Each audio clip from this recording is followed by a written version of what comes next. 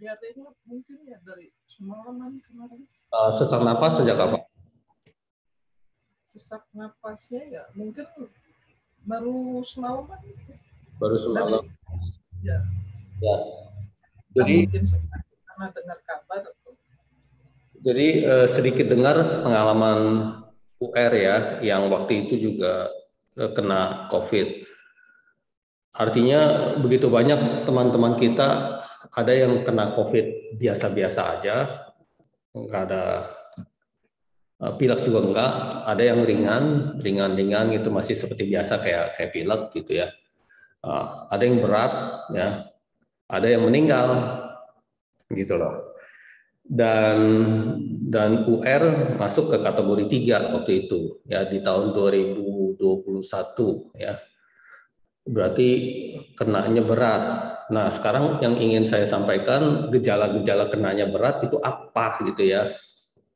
Karena berat kalau nggak diurusin, cuman isolasi mandiri aja ya, itu akibatnya bisa fatal menurut saya sih, karena saya alamin sendiri, bukannya omongin berdasarkan opini saja, tapi saya mengalami sendiri.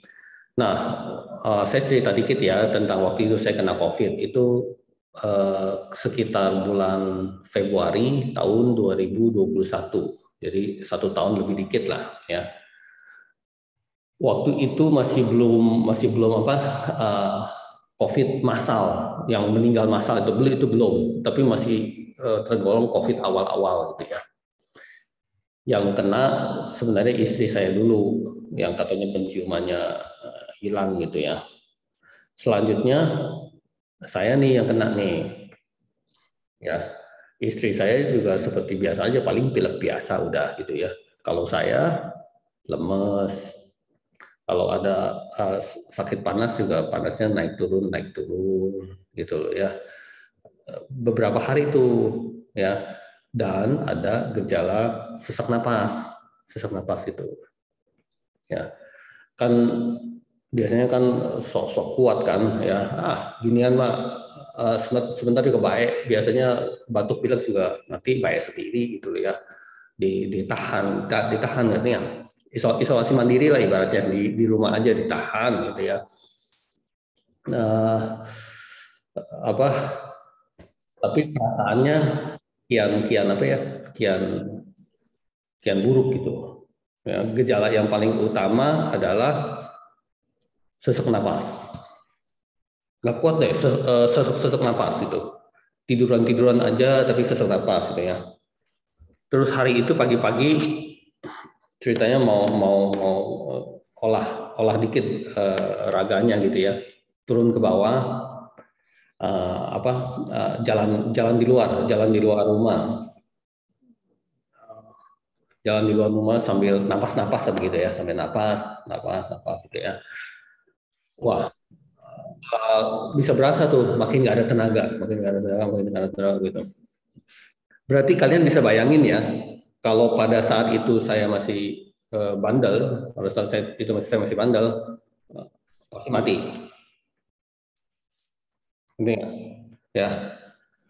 Jadi setelah beberapa hari itu saya coba isolasi mandiri, ya udah, berarti nggak sanggup. Baru tuh ke rumah sakit. Biasa pada saat itu rumah sakit kan lagi penuh dengan COVID, berarti ngantri di kamar darurat dulu, ditaruh berbaris kayak gitu ditaruh gitu loh. Tentu sengsara lah, ya kan? Ya. Bukannya masuk ke dalam satu ruangan itu enggak ya, dijajarin gitu di situ.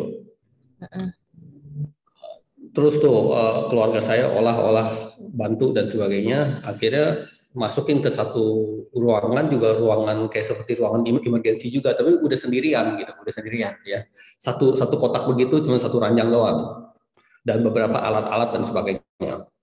Alat-alat pembantu napas macam-macam deh ya, yang dicolok ke hidung dan semua itu udah macam-macam deh. Ya, baru pelan-pelan ada jadwal untuk dokter ngelayanin. Ya itu pengalaman yang parah lah untuk saya, dan juga habis uang banyak juga. Ya, apa boleh buat? Kalau nggak mati loh, kalau nggak mati. Saya mah tergolong orang yang bandel banget gitu. Disuruh ke rumah sakit berapa kali nggak mau gitu loh. Ya, karena emang ke rumah sakit enak, ya. Udah nunggu di ruang emergency, ya.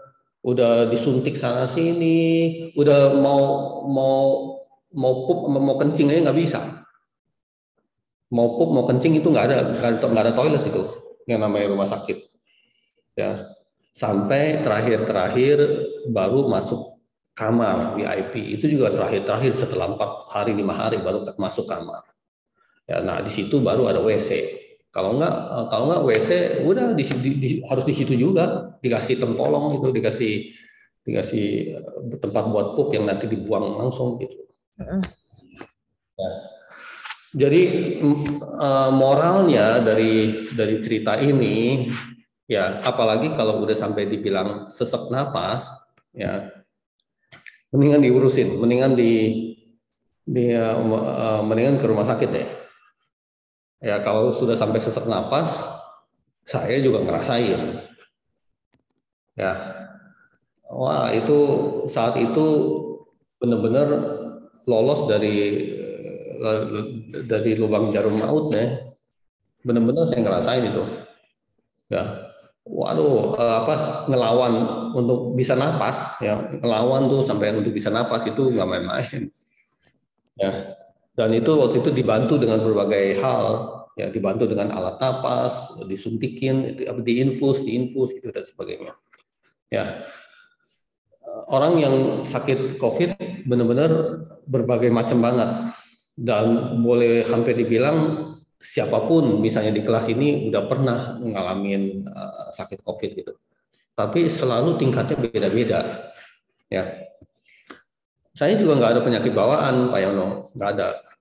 Ya, tapi harus ngalamin yang lebih parah punya COVID. Ya, entah karena virusnya banyak macam-macam atau virusnya yang datang ke tubuh kita lebih ada orang lebih bereaksi lebih cepat, ada lebih orang lebih tahan ya.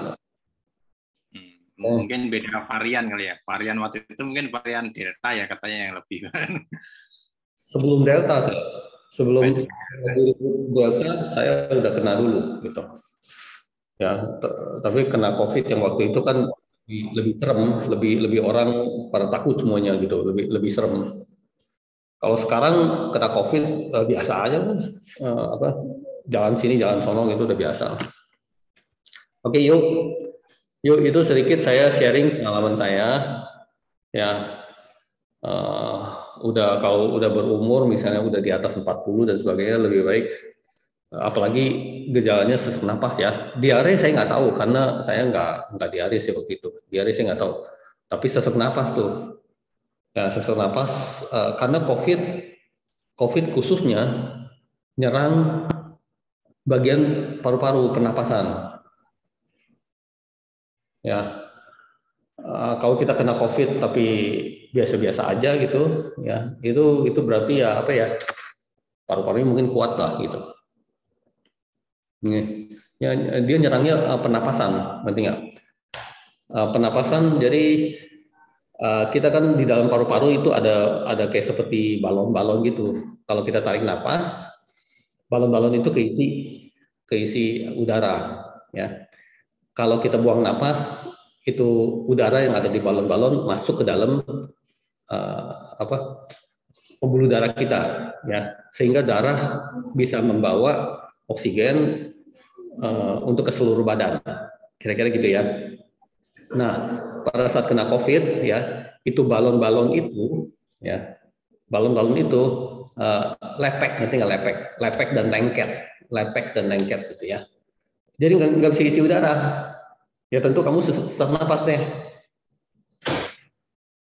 Oke, ya.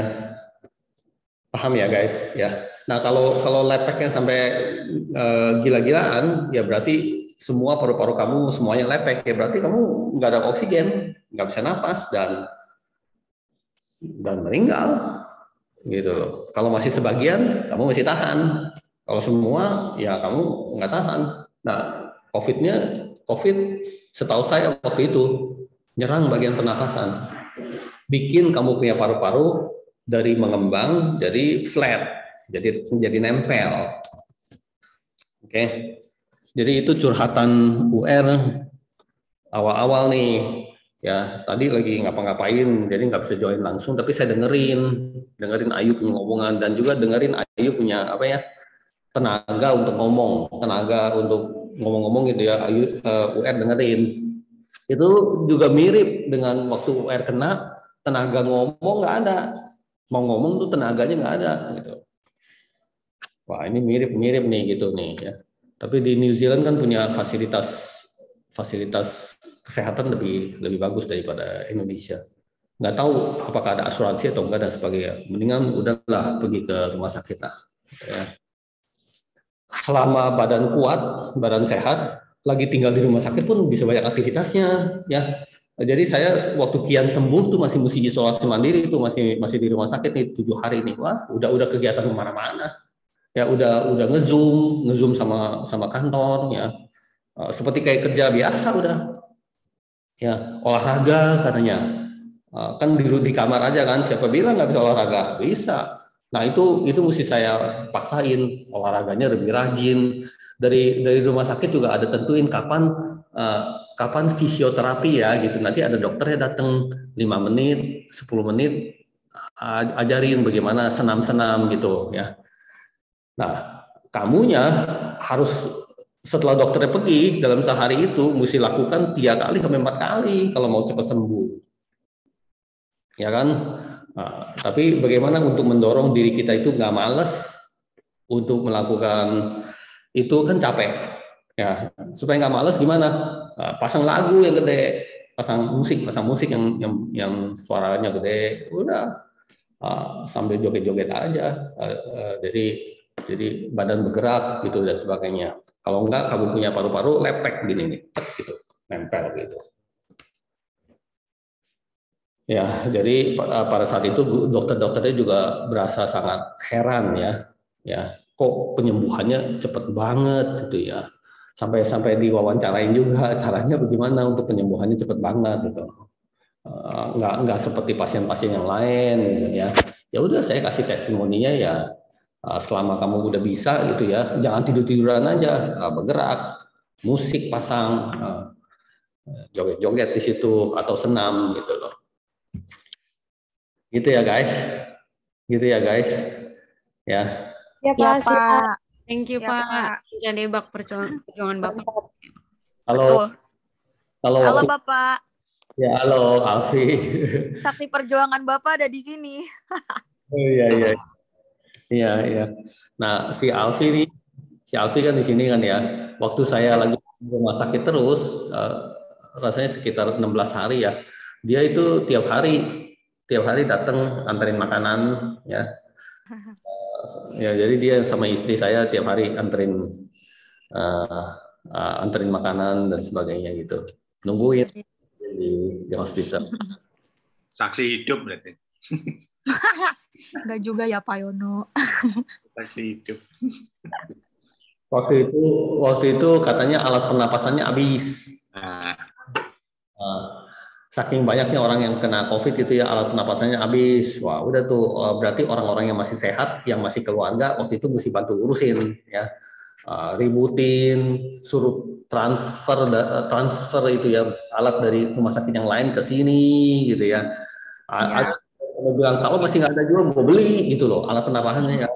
Itu 200 juta sekali beli ya. Kalau masih gua beli gitu ya. Itu keluarga yang jalanin. Kalau UR di sono kalau dengar kabar nggak mau gitu biasanya.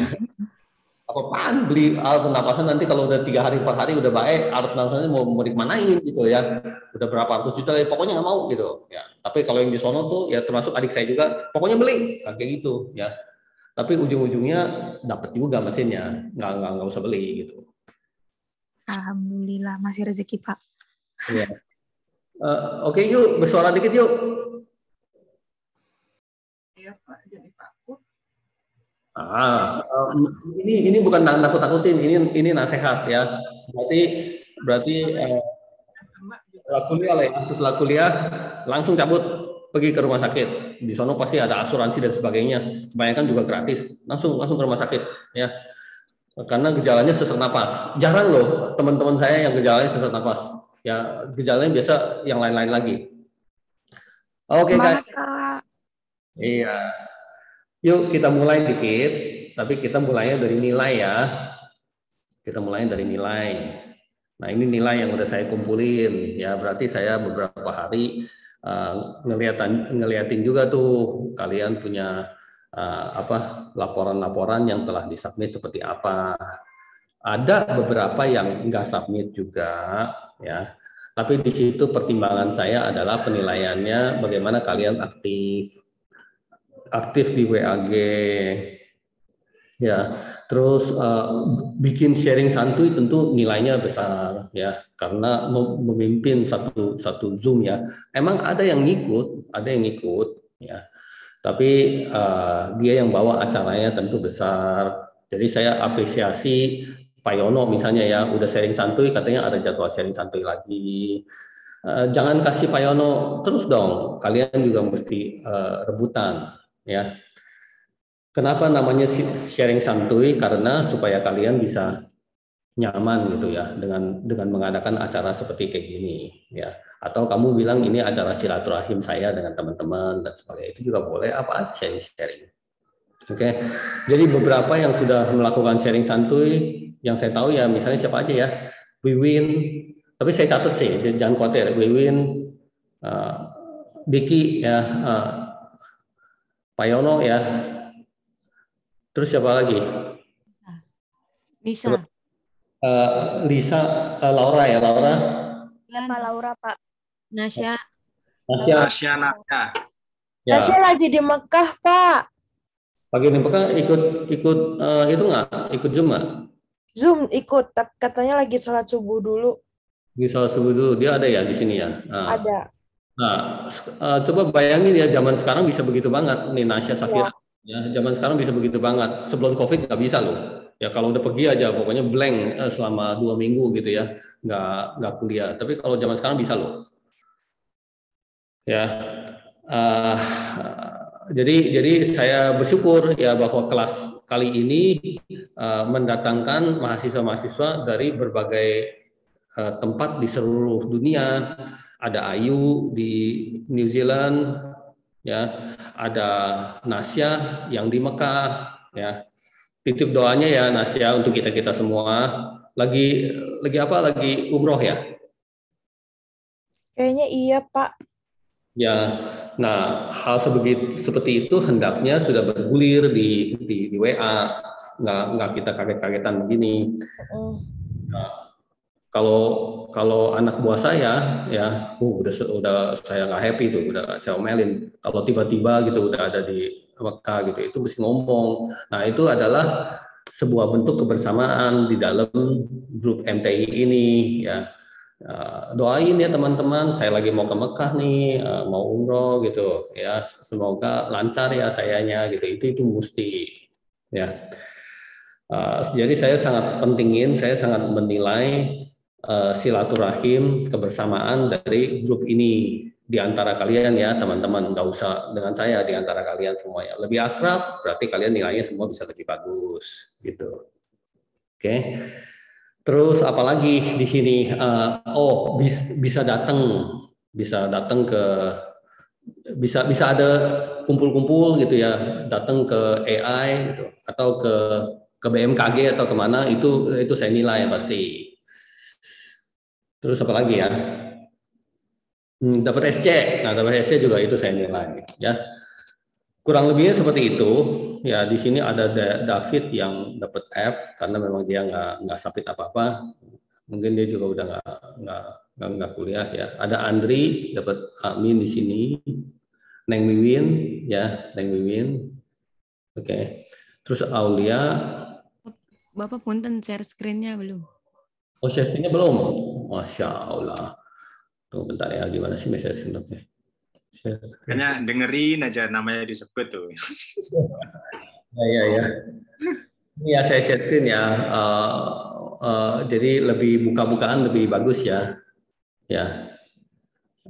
Ada beberapa yang mungkin malu share screen, share nilai dia, dan keberatan untuk share nilai dia gitu, itu harus kasih tahu saya secara chat pribadi. Pak, mulai sekarang saya punya nilai, jangan di share dong gitu ya.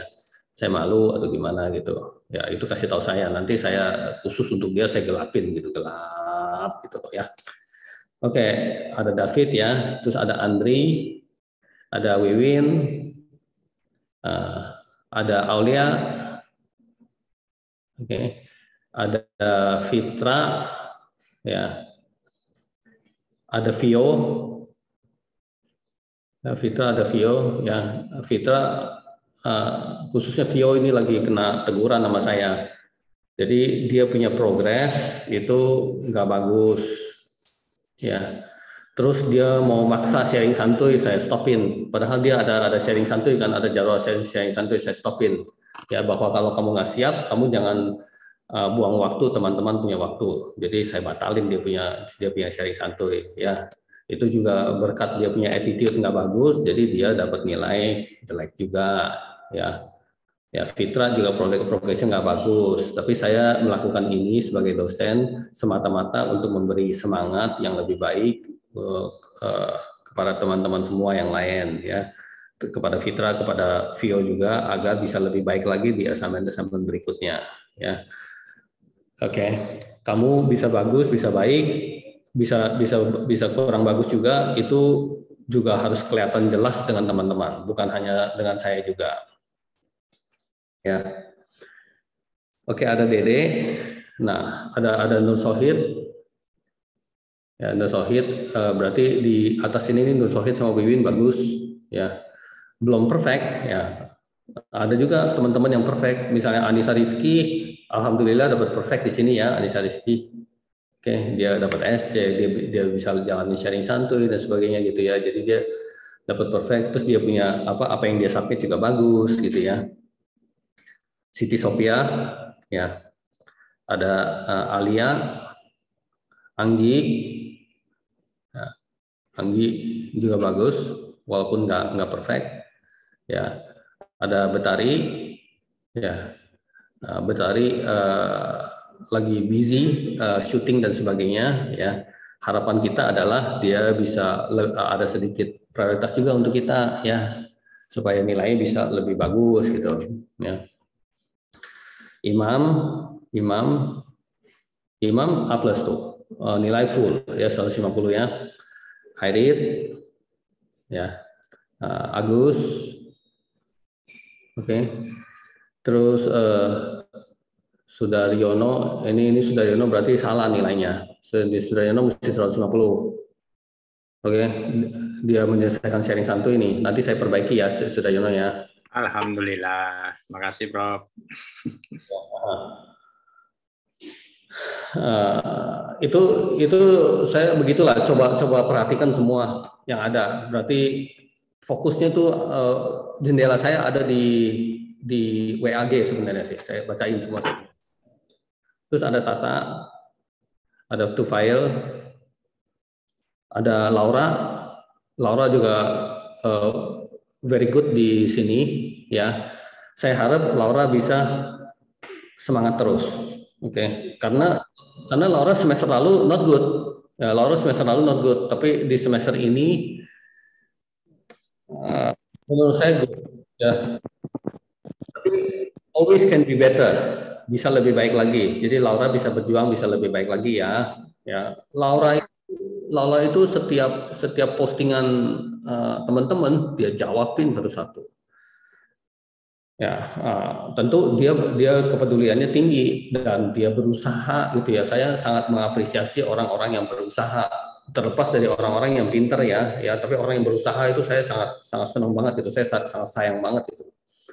Ada Tili, ya Tili itu kemana-mana bawain orang makanan itu ada pengaruhnya juga sih si Tili. Ya, tapi orang ini juga super lah, saya senang ya.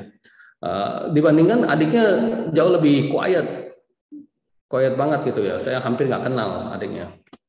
Pak Suwardi ya, semoga bisa lebih semangat lagi memberi pengaruh kepemimpinan kepada teman-teman BMKG di sini dan juga yang lain. Ya, kepemimpinan itu sesuatu yang luar biasa, ya, memotivasikan orang dan sebagainya gitu ya, Pak Suwardi ya.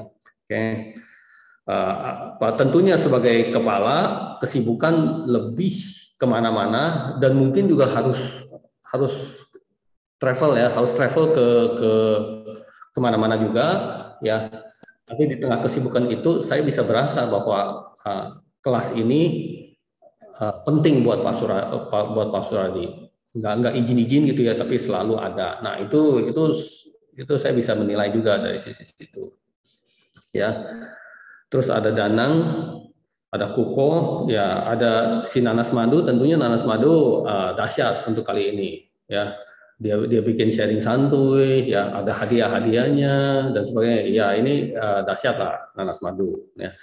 Kalau misalnya satu nggak cukup, tapi masih mau lagi, ayo saya masih mau lagi dan sebagainya. Ya tentu itu kepribadian yang dahsyat lah dari teman kamu ini. Ya silakan Pak Yono kan lagi mau yang kedua kan, ya. Itu silakan jalanin ya. Kalau cari hari-hari di waktu yang lain itu lebih susah, boleh ngambil Sabtu lagi, Sabtu jam 3 sampai jam 5 ya. Kalau Sabtu dari jam ini ada kuliah lain lagi mereka jadi double, jadi nggak bisa join penuh itu. Iya, tapi di zaman sekarang join beberapa aktivitas nggak heran. Ya, bisa sih. Misalnya sekarang ini nih ya, sekarang ini kan kalian lagi ngikut kelas saya ya. Tapi curi-curi itu lagi ada Zoom lagi di sebelah kiri. Curi-curi lagi ada Zoom lagi di sebelah kanan. Itu mah biasa lah, ya. Ya, tapi nanti yang sebelah kiri saya juga ada Zoom nih, Prof. Nah, jadi untuk cari satu waktu yang katanya super kosong banget, udahlah sekalian nggak usah nyari deh. Karena waktu itu pasti kalian pengen ngapa-ngapain lagi dengan keluarga. Ya. Mau kerja lah, apa dan sebagainya. Kalau kamu lagi ada Zoom-nya sharing santuinya jam 1, gimana? Ya, itu kan mungkin pada saat itu nggak ada aktivitas Zoom yang lain, nggak ada kuliah yang lain, tapi kan mesti kerja. Ayo. Iya. Akhirnya mesti malam kan? Ya, malam juga, Jumat malam itu. Malam kan mesti sama keluarga. Iya. Kayaknya Sabtu aja, Sabtu jam 3 sampai jam 5 kayaknya nanti. Ya, jadi makanya kalau ada sharing santuy, pesan saya kepada teman-teman adalah silakan mau ikut, enggak juga nggak apa-apa. Kalau ikut absen, gitu loh. Iya, siap. Absen udah gitu ya. Kalau nggak ikut, ya udah bilang nggak bisa ikut. Emang kenapa? Ya. Tapi besoknya katanya izin lagi. Besoknya katanya izin lagi. Ya udah, kamu nilai sendiri dirimu sendiri. Teman-teman juga bisa nilai, saya juga bisa nilai. Ya, kalau 1 kali 2 kali absen, nggak masuk, tapi yang lain-lainnya ikut dan sebagainya, bukankah bagus? Gitu. Terus nggak pernah nggak ikut, selalu partisipasi, bukankah istimewa? Ya, partisipasinya juga bukan nge-ghost loh. Berarti ada tanya jawab, ada kasih masukan, ada kasih pengalaman dan sebagainya gitu loh. Ada di antara teman-teman kalian yang seperti itu. Contohnya Pak Yono sih sebenarnya. Ya, Pak Yono ini di kelas ini menurut saya gila banget nih. Bisa ada mahasiswa seperti ini, melebihi Fitra dan Vio nih si Pak Yono ini nih. Ya, padahal Fitra dan Vio yang lebih gila-gilaan biasanya. Dia Pak Yono, aku padamu Pak. Mulai lagi. Dia kelas nggak pernah absen, pokoknya selalu ada. Dia sharing santuy sama teman-teman selalu ada juga. Ya, di WA aktif. Kalau saya lagi berhalangan, saya pikirannya Pak Yono, tolong isi dulu bentar dong, saya lagi berhalangan. Gitu. Ya, tentu dia punya nilai sangat besar buat saya. Ya, ini belak-belakan kayak gitu. Ya. Biasa Pak Michael. Ya, masih ada PR lagi nih, Prof. Mantap, Michael. Artikel. Karena warek saya gitu, atasan saya. Jadi saya mesti. Oh ini Prof nyiapin data mining buat artikel nih tadi. Oke. Pada saat nanti tentang praktek-praktek bisnis intelligence, ya saya juga kebayangnya Pak Yono, bahwa Pak Yono telah tulis paper banyak. Oh ya, ngomong-ngomong ya, Pak Yono udah submit ke saya 2 paper loh. Ya, bayangin kalian itu yang belum mikirin untuk tulis paper seperti apa, tulis makalah seperti apa, ya. Tapi Pak Yono udah kirim saya 2 paper loh. Ya, jadi tolong teman-teman di sini ya. Udah kan kita ada waktu 1 semester kan, ya. Boleh banyak hal udah curi-curi dari sekarang. Ya, udah ada paper yang udah lagi berkembang atau gimana, ya. Nah, Pak Yono ini udah kirim saya dua paper, ya. Tapi dia bilang katanya minggu depan mau kirim lagi 1 lagi, ya. Tentu luar biasa Pak Yono ini deh, ya. Oke. Nah, kalian mesti semangat juga ya, seperti kayak Pak Yono ya.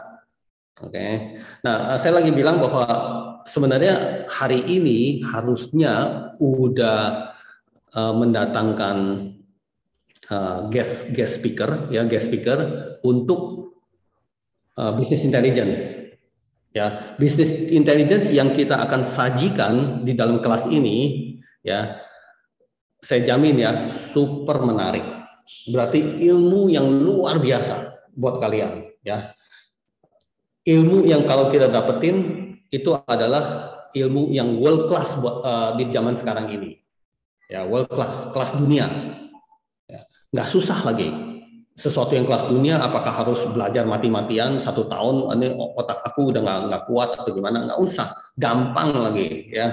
Tapi kelas dunia berarti kalau di pojok sono ada satu perusahaan yang besar banget kayak Facebook, kayak Tesla, tapi dia bagaimana menyajikan data-data bisnis intelligence dia dan sebagainya, itu caranya seperti itu.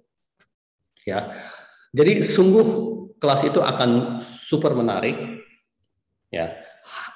Hari ini harusnya udah jalan, tapi karena anak itu nggak siap,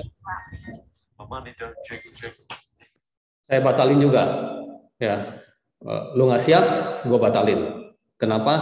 Saya nggak mau kamu buang-buang waktu untuk dirimu dan untuk orang lain, ya.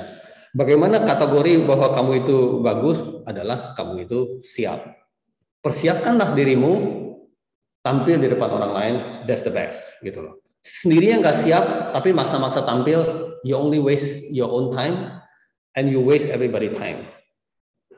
Ya, jadi pada saat ada satu sharing santuy, kalau saya mau menilainya orang itu siap nggak, bukannya orang itu jago nggak, orang itu ilmunya tinggi apa enggak, itu nggak penting, tapi orang itu siap nggak, itu penting, ya.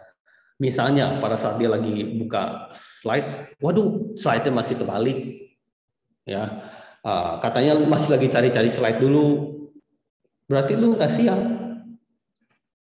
ya, seperti itu ya. Oke. Nah, untuk minggu depan itu akan menghadiri Ninda Lutfiani, ya, bersama satu mahasiswa dia. Ya. Siap, Prof. Dia, udah ada di sini ya?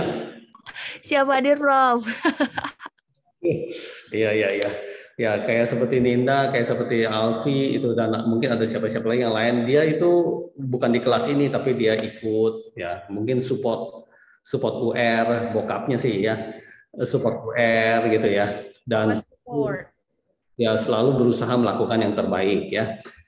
Nah, minggu depan akan menghadiri Ninda. Dia akan udah ada praktek khusus lah. Praktek khusus itu berarti praktek yang berkearifan lokal gitu ya. Kalau sebuah praktek yang dijalankan itu masih bule punya, masih dari Amerika dan sebagainya, itu berarti copy paste dari mereka. Berarti kamu kurang siap juga deh ya. Tinggal copy paste kok, dari Amerika punya data, datang terus tunjukin lagi ke orang gitu ya. Di YouTube banyak sih begituan ya.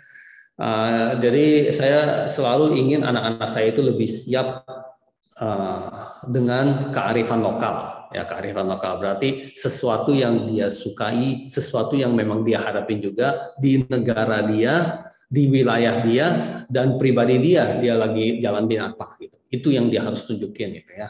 Jadi saya sampaikan ke Ninda seperti itu ya, itu harus kearifan lokal ya. Berarti harus sesuatu yang memang kesehariannya dari Ninda sendiri gitu. Ya, Prof. Nah ini saya keingetnya Pak Yono. Artinya apa? Saya lagi mau bilang kepada Pak Yono bahwa kamu punya paper-paper yang ada, alangkah baiknya kalau misalnya data analisisnya udah bisa pakai business intelligence yang sekarang ini, yang lebih world class gitu loh. Ya, Pak Yono. Ya, kemarin kan saya mau analisis kan selama ini pakai SPSS ya. Ya. SPSS itu kan lebih rumit dan datanya ternyata kecil. Nah, ternyata begitu datanya udah ribuan sampai jutaan, udah susah mensupportnya. Ya, makanya begitu saya kenal Tableau pun tuh di-downloadin sama Nuke, Prof. Minta bantuan Nuke untuk download Tableau-nya. Nah, kemudian kan Nuke, Pak Alfi, Pak, yang bener. Oh ya, Alfi. Sama Alfi, Pak. Ketukar tuh. Galaksi. Oh ya, suka kebalik tuh. Intinya kan kalau saya nggak ngerti kan ke AI itu nanya-nanya yang sudah ada ngerti kan nggak apa-apa kan Prof ya, karena nggak ngerti kan nanya gitu ya. Ya. Alfi sama Nuka kan suka kebalik saya nyebut namanya itu. Ya. Saya dapat data mentah dari Amazon.com itu kan sampai tera sampai giga gitu ya. Ternyata dengan Tableau itu penampilan grafiknya gambarnya lebih menarik dibanding penampilan SPSS-nya itu. Ya, SPSS itu produk lama. Ya, itu. Seperti Pak Yono juga sebenarnya produk lama, ngerti nggak? Orang jadul. Ya, orang jadul lah, orang jadul. Ya, orang jadul pasti pegangannya SPSS. Ya. Tapi ada beberapa orang jadul yang bisa reformasi diri sendiri.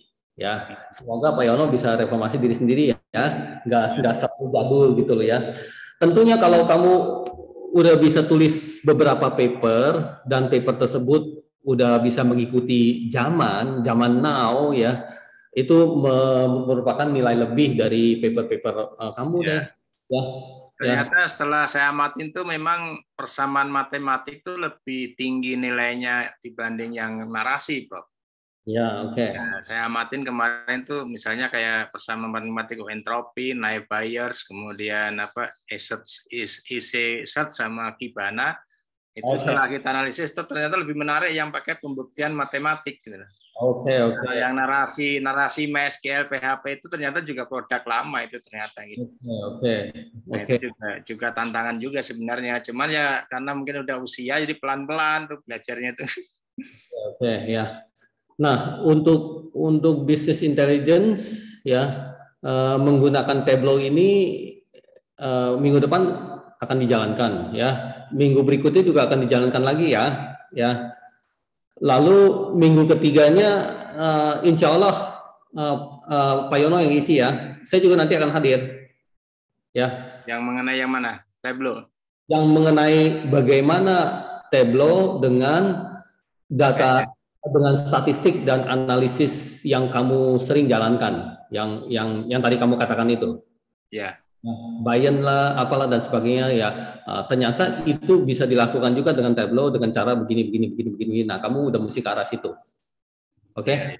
Jadi sesuatu yang dulunya harus pakai SPSS ya, tapi sekarang saya pakai Tableau, bagaimana caranya dan manfaatnya apa? Oh, semacam perbandingan software gitu ya. Bukan pakai SPSS kok kayak gini lebih rumit, kalau pakai Tableau ternyata lebih efektif dan lebih cepat gitu, mungkin salah satunya gitu ya.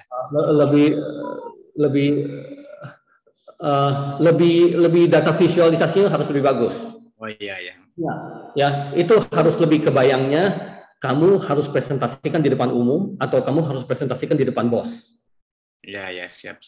Dia punya data visualisasi itu harus bagus, harus lebih memukau, harus lebih memikat orang. Ya, itu aja sih. Emang cara pengelolaannya di dalam lebih ringan, lebih gampang. Itu merupakan nilai plus sih emang ya. Tapi itu bukan yang ultimatum. Yang ultimatum adalah pada saat kamu lagi tampil, kamu lebih bagus. Itu ultimatum. Ya. pada saat kamu lagi duduk di rumah, kamu olah-olah, olahnya bisa lebih gampang, lebih nyaman dan sebagainya. Itu tentu nilai plus, tapi bukan yang ultimatum gitu loh, maksud saya. Ya. Diusahakan tapi ya Prof ya, 3 minggu kan ya. Ya. Yang saya hadirin Ninda dan satu lagi ya di minggu depan itu bukannya awalnya ahli dari SPSS. Ya, bukan awalnya ahli dari SPSS. Nah, kalau Pak Yono bisa tampil dari latar belakang SPSS. Oh iya ya, siap. Kalau 3 minggu lagi belum siap, nggak apa-apa, 4 minggu lagi. Oh iya, siap. Ya, nanti kamu yang isi dan jelasin kepada teman. Setiap minggu saya progres pelan-pelan. Ya, dan saya jadi mahasiswanya kamu ya Pak Yono ya. Ya enggak lah. Oke, di sini udah saya ngomongin semua ya. Nur, Diki juga dapat full ya. Ada Food Faisah juga dapat full ya. Semoga Food Faisah bisa lebih kontribusi lagi selanjutnya. Ya, mungkin dengan paper yang lebih canggih atau mungkin dengan sebuah sharing santuy ya. Waktu itu saya ingat Food Saifa itu debat sama saya tentang Tesla, ya kan? Oke. Yuk kita ke slide, kita ngomongin dikit.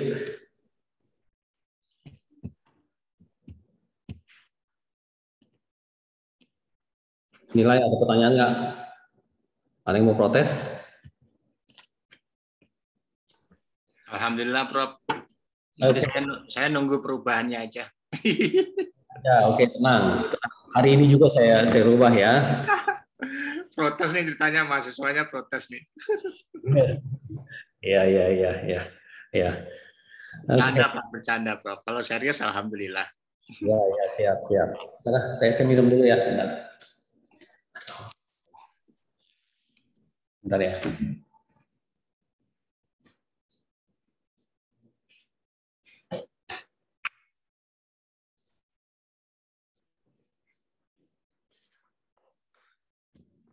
Saya lagi nggak di rumah sih, lagi di luar. Jadi sedikit nggak siap. Saya sendiri bisa berasa saya sendiri nggak gitu siap. Ya, santai aja, Prof. Santai aja lah. Oke, sip. Ya, nah sedikit tentang business intelligence di sini. Sebelum saya ngomongin tentang ini, saya ingin lompat dulu nih ke ini nih, ke sini nih. Mana ya?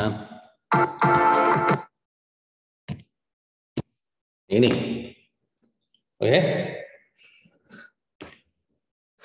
Kita mau ada sedikit diskusi tentang Red Ocean sama Blue Ocean.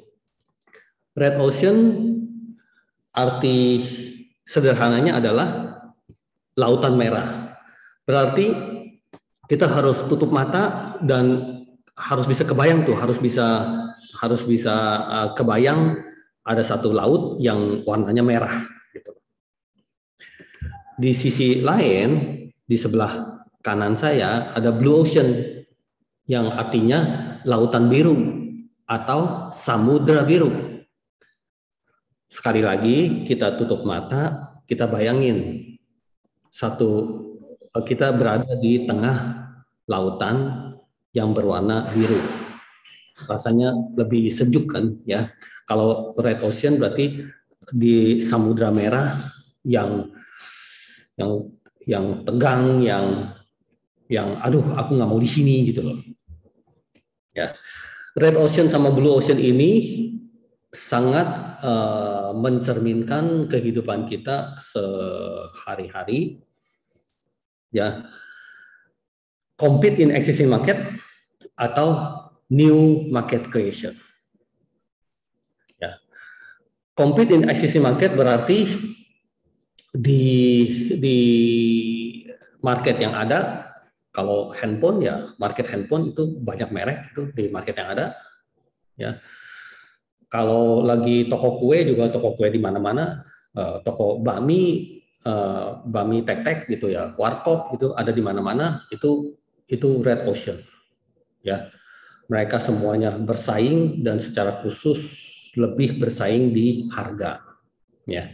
Kalau kamu makan siang di tempat saya itu 15.000 ya, Kalau di sana 16.000, saya lebih murah. Ya, berhubung saya punya gaji juga nggak gitu banyak, saya cari yang murah. Itu persaingan di dalam red ocean. Ya, kalau di kuliah, kita kuliah nanti lulus dapat sarjana, habis itu kita mau cari kerja, lapangan kerja itu bagai red ocean.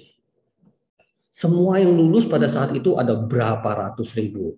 Tapi jurusan saya sistem informasi, jurusan saya teknik informatika, jurusan saya ekonomi, wah ada ratusan ribu. Ya, wah ada jutaan. Dari tahun-tahun kemarin juga belum pada dapat kerja dan sebagainya. Dan itu kita terus-menerus diombang-ambing di dalam lautan merah, gitu loh. Ya. Jadi kalau kita di Raharja, karena Raharja juga merupakan satu unit bisnis, ya kan, bisnis edukasi gitu ya. Di samping kalian juga apapun yang kalian lagi sedang kerjakan itu unit bisnis yang beda-beda.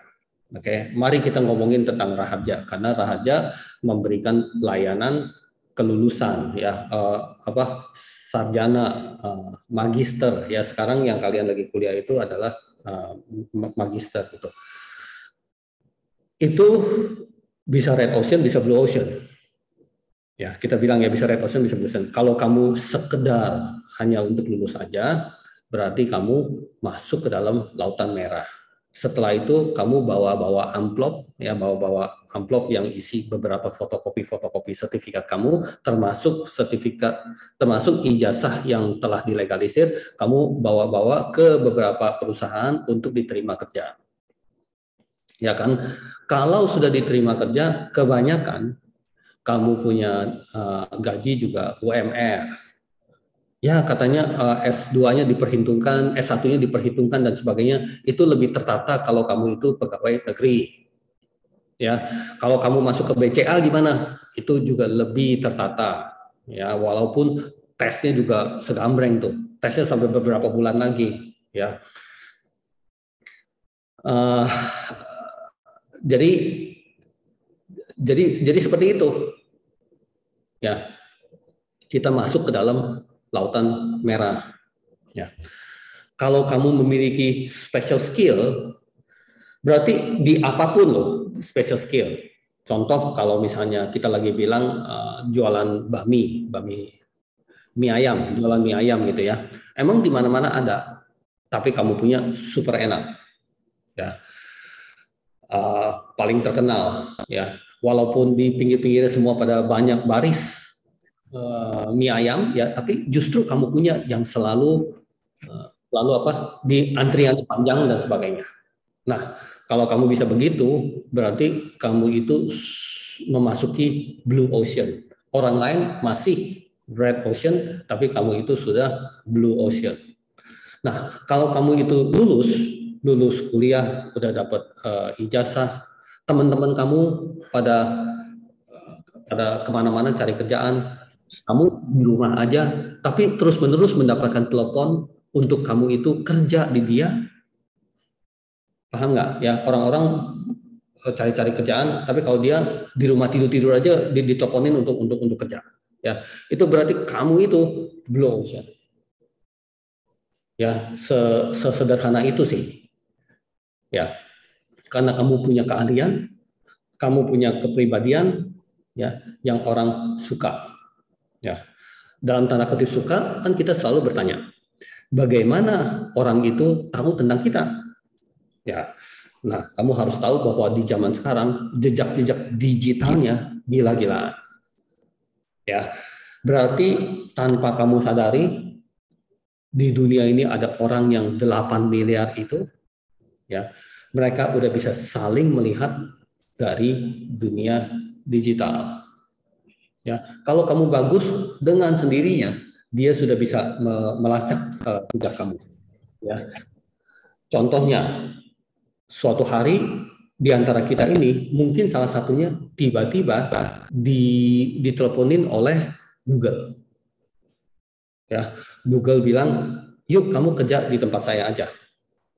Kamu jadi karyawan Google aja. sedikit bingung dong, ya. Masa iya gue mesti ke Amerika? Oh enggak, kamu tetap di Indonesia. Kantornya mana? Ya udah lu di rumah aja. Ya, tapi gaji dari Google kan kamu tahu pasti gedenya bukan main kan, ya. Yang tugas kamu adalah begini sesuai dengan keahlian kamu. Ya, kamu berasa kamu nggak pernah mengajukan lamaran ke Google, ya, tapi kamu diterima oleh perusahaan yang paling besar di seluruh dunia. Berarti kamu itu super blue ocean. Ya. Nah, jadi kawan-kawan di sini, ya, saya lagi berusaha banget supaya kalian jangan orientasinya ke red ocean. Yang penting gue dapat ijazah udah gitu ya. Kalau kayak gitu sebenarnya kuliah-kuliah di tempat-tempat lain juga sama. Ya, kuliah dengan dosen-dosen yang lain juga sama. Ya, tapi alhamdulillah UR sebagai salah satu dosen dari kalian lebih berorientasi, ya, belum tentu berhasil ya, tapi lebih berorientasi ke menggiring anak-anaknya ya untuk ke blue ocean. Ya, blue ocean itu bukan seperti kayak disuntik. Jadi saya ada suntikannya, saya suntik kamu udah langsung jadi itu. Itu harus melalui kerja keras dari kalian. Ya, kerja keras dari kalian itu memang merefleksikan nilainya jadi bagus. Ya, tapi jangan ngelihat dari sisi nilai aja dan ngelihat dari sisi lulus aja. Tapi bagaimana kamu punya proses-proses kerja keras itu mencetak kamu menjadi seorang yang berada di blue ocean. Ya, dengan sendirinya, makanya saya ingin menyajikan satu ilmu bisnis intelligence yang paling ngetop nih, ya, yang nanti pada akhirnya menggunakan Tableau. Bukan satu-satunya di dunia ya, soalnya saat ini untuk mencari satu-satunya di dunia itu udah nggak ada. Ya, Tableau merupakan sesuatu yang world class.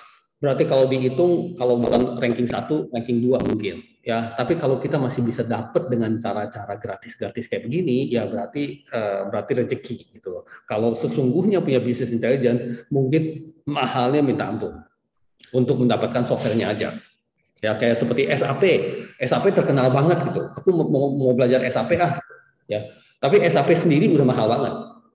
Ya, tapi ada beberapa kampus yang bisa menyajikan pembelajaran SAP dengan kampus itu mungkin bayar mahal, ya. Tapi setelah itu kamu keluar dari kampus itu, kamu harus kerja di satu perusahaan yang mengadopsi SAP juga, yang harus dia bayar mahal. Berarti kamu harus kerjanya di perusahaan multinasional baru bisa. Nah, Tableau mungkin memiliki keunggulan-keunggulan tersendiri, ya. Bagaimana kamu bisa kuasai ilmunya dan kamu bisa nanti bawa menjadi sebuah keunggulan, kamu ada di blue ocean untuk kamu nanti cari kerja. Ya. Dari sisi manapun kita bisa ngelihat. Tadi saya sudah tunjukin dari sisi tukang bakmi tek-tek. Ya, saya juga udah tunjukin melalui sisi kamu nanti cari kerjaan gimana. Saya udah tunjukin melalui sisi kamu kuliah seperti apa. Ya. Bagaimana kalau kamu startup? Itu kan satu sisi lagi. Ya, startup banyak. Semua orang juga ada mimpi startup. Tapi dari 100 startup ya, satu juga belum tentu berhasil. Tapi orang tetap ada mimpi startup. Ya, memang orang bilang bahwa segala hal dimulai dari mimpi. Nggak apa-apa ya, mimpi dan kerja keras yang pada akhirnya kamu berhasil. Ya, berhasilnya di antara teman-teman kita ini semua kemungkinan kebanyakan juga bisa ada tentang startup. Ya, saya sendiri pun memiliki banyak startup dream, gitu ya. Startup pada saat kita lagi ngomong startup sangat membutuhkan nggak kamu itu ada di blue ocean. Nah, gitu maksud saya. Ya, saya mau startup. Katanya ya, terus kita tanya dong, startup tentang apa? Saya mau jualan mie di pinggir jalan. Startup saya itu. Apakah kamu bisa bilang bahwa itu bukan startup? Nggak bisa. Itu juga startup. Kamu itu buka jualan mie tek-tek di pinggir jalan, itu pun startup. Ya, kamu nggak boleh ketawain, ya kan? Nanti katanya ada yang bikin keripik, itu startupnya. Ada yang bilang bikin keripik tapi pakai kulit mangga, itu startupnya. Emang kamu berani ketawain, gitu ya? Nah, ujung-ujungnya adalah ya ini red ocean, blue ocean, ya. Kita bisa bikin startup yang red ocean, ya pada saat itu kita berasa kita bersaing berdarah-darah dengan keuntungan yang tipis-tipis dan pada akhirnya rugi, ya, untuk menghidupkan kamu punya usaha. Atau kamu ada di blue ocean, berarti sesuatu keunikan kamu itu dinikmati oleh masyarakat, ya, sehingga kamu mungkin ada patennya dan sebagainya, dan kamu menjadi yang bisa menyediakan bahan produk ini. Nah, kamu masuk ke dalam blue ocean, ya, kira-kira seperti itu, ya. Untuk red ocean selalu pemikirannya adalah beat competition, bagaimana saya bisa memenangkan persaingan, ya, dari rasanya, ya, dari harganya, dari lokasinya, dari marketingnya, advertisingnya, ya, dan sebagainya. Tapi kamu tujuannya adalah untuk mengalahkan kamu punya competition, ya. Kalau kamu sudah di blue ocean, kamu pikirannya beda. Kamu itu nggak pernah mikirin untuk ngalahin kamu punya kompetisi, ya. Kamu akan bisa membuat kompetisi itu irrelevant. Irrelevant berarti nggak ada kaitannya, nggak ada hubungannya. Kalau kamu lagi jualan mie di sini, di sebelah ada jualan mie juga, kamu bisa berasa bahwa yang sebelah itu nggak ada hubungannya dengan aku. Ya, make competition irrelevant. Oke. iPhone lagi sedang menikmati zaman-zaman kayak begitu di sekarang ini, ya. Kalau dia itu kita pegang merupakan handphone, ya, yang kita pakai, ya, dan di situ ada beberapa merek-merek yang lain, dia merasa dirinya di blue ocean, ya. Kalau ada merek lain yang jualan handphone juga, dia bisa bilang bahwa that competition is irrelevant to me, ya, nggak ada kaitannya dengan saya. Oke. Nah, kalau di red ocean, dia itu harus bisa selalu capture more of existing demand, ya. Berarti di situ ada sebuah data tuh, ya. Orang yang butuh handphone ada berapa di situ? Nah, itu existing, ya, existing demand. Nah, saya bisa mendapatkan berapa persen dari market share, gitu. Orang yang pencinta makan roti ada berapa? Saya bisa nggak mendapatkan market share segini, gitu. Orang yang pencinta kopi, ya, orang yang pencinta kopi emang ada berapa di wilayah ini, ya. Saya bisa mendapatkan market share berapa, gitu. Jadi kayak seperti Starbucks bisa mendapatkan market share berapa, kopi kenangan bisa mendapatkan market share berapa, dan sebagainya. Itu pembicaraan untuk red ocean, capture more of existing demand, ya. Kalau blue ocean itu create new demand, ya.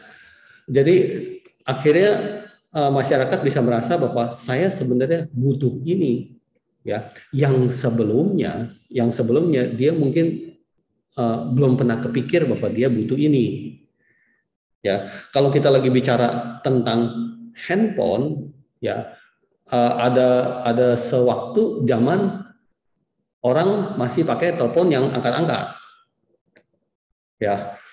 Ada zaman yang pegang walkie-talkie begitu, yang gede banget gitu, untuk sebagai handphone, tetap tidak menarik. Ada zaman yang pegang handphone tapi masih ada jari-jari ABC-nya, masih ada keyboardnya, ya. Waktu itu iPhone keluar dengan touchscreen aja, ya. Akhirnya pada saat itu dia create new demand, ya.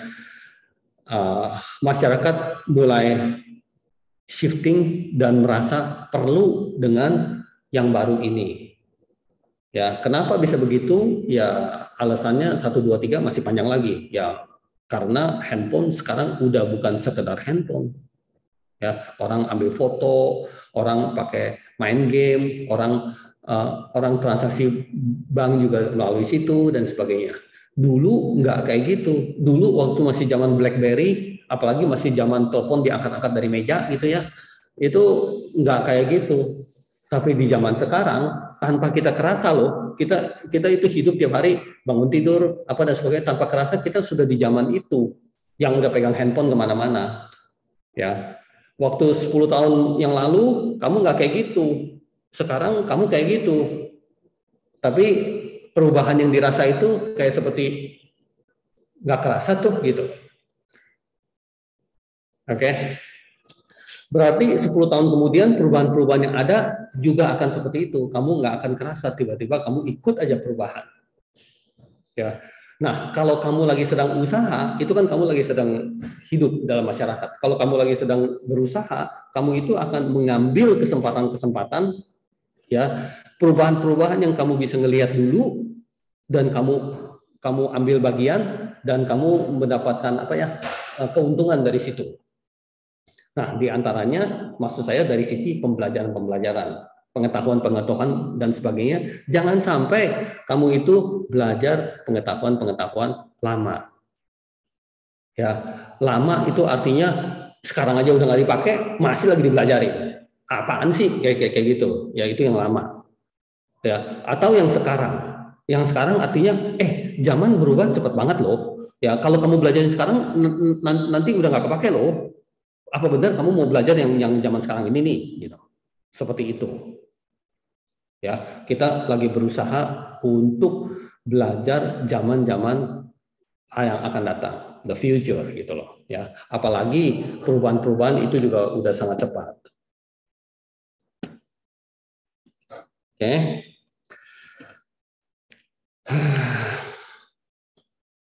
Saya lagi kelabakan nggak ada charger, sedangkan di sini udah lowbat lagi. Oke, guys, di sini ada apa lagi? Ya, value cost punya trade off.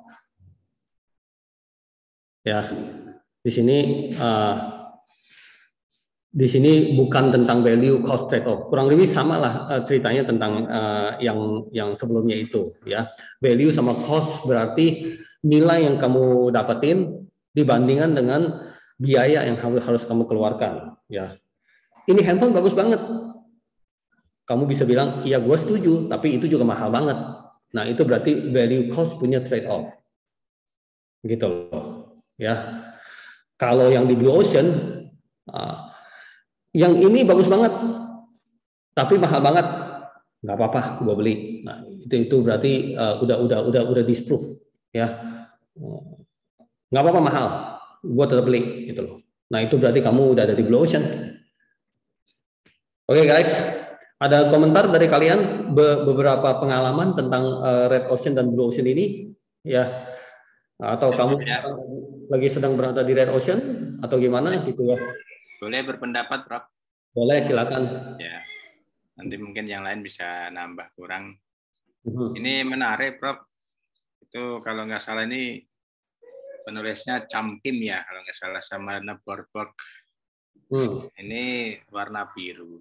Jadi memang tantangannya adalah bagaimana bisa bertahan di Blue Ocean. Karena Blue Ocean ini kan lama-lama juga akan di ATM, amati, tiru, modifikasi. Sehingga tidak bisa bertahan lama walaupun kita Blue Ocean.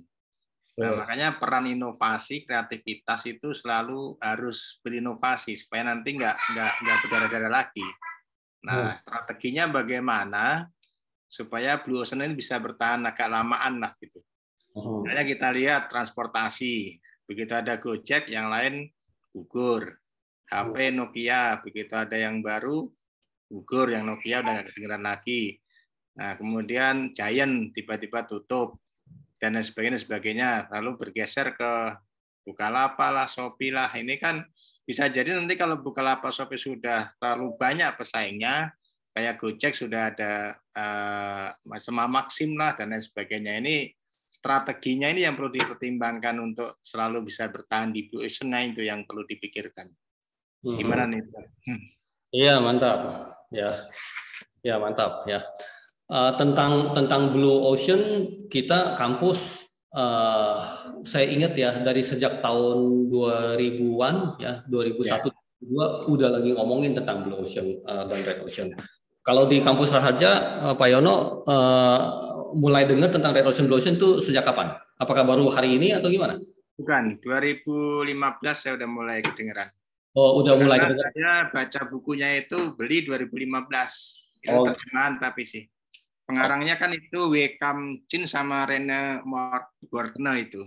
Oke. Itu yang dia sudah meneliti selama 10 tahun dan diterapkan di 30 perusahaan di Cina, Korea, sama Amerika. Ya. Dan ini terbukti bahwa itu strategi Blue Ocean itu adalah strategi ke depan yang kalau bisa terus dipertahankan. Karena ketemu lagi market share yang baru yang nanti akan diturunkan orang lain gitu loh. Nah, ini yang kemudian itu sih. Ya, jadi yang saya ingin tambahkan kalau kita di Raharja itu sejak 2001-2002 juga sudah ngomongin tentang ini. Ngomongin artinya pada saat mahasiswa baru datang, ya duduk di marketing gitu ya, ada yang layanin, kita akan sebut-sebut tentang Red Ocean, Blue Ocean begini ya. Coba ya saya tunjukin satu tempat ya, misalnya saya ke Raharja ACID ini ya, Raharja ACID ya. Oke. Dan di sini kita ke mana ya? Ke profil misalnya. Nah, terus kita ke identitas Raharja ya di sini ya. Kita ke identitas Raharja ya. Klik sini. Ya, karena kita ini semua sivitas Raharja, ya kita mesti bisa ngomong tentang ini nih, cerita tentang ini juga nih. Oh, ini lagi di sini.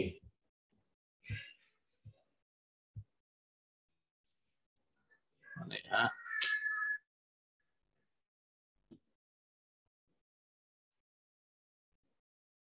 Oke. Tuh, yang pertama tuh sebutannya udah robot ya, Red Ocean, Blue Ocean Raharja. Ya, di sini ngomongan dan sebagainya gitu ya. Terus ada dasar nilai luhur Raharja. Nah, ini tentang robo ya, Red Ocean, Blue Ocean di sini ngomong. Ini udah sejak dulu banget loh, tahun 2001-an gitu ya, udah lagi ngomongin tentang ini nih. Oke. Berarti kalau kita pengen tahu banget Raharja itu apa sih, budayanya dari Raharja itu apa sih, itu kita bacain ini semua nih. Ya, yang pertama Red Ocean, Blue Ocean, terus kita mesti tahu tentang, ke bawah terus ke tempat lain. Saya mesti suruh Adam stopin ini ya. Nggak bisa nyaman ngelihat. Dasar nilai luhur pribadi Raharja. Ini kamu mesti tahu ya, nilai-nilai luhurnya pribadi Raharja, karena kita pribadi Raharja sih ya. Terus maskot kita apa ya, mengapa ikan bertopi toga ini ya, kamu mesti ngertiin juga, tauin ya. Terus lagu-lagu dari Raharja, ini kita bisa link ke Raharja Songs misalnya gitu, coba klik sini.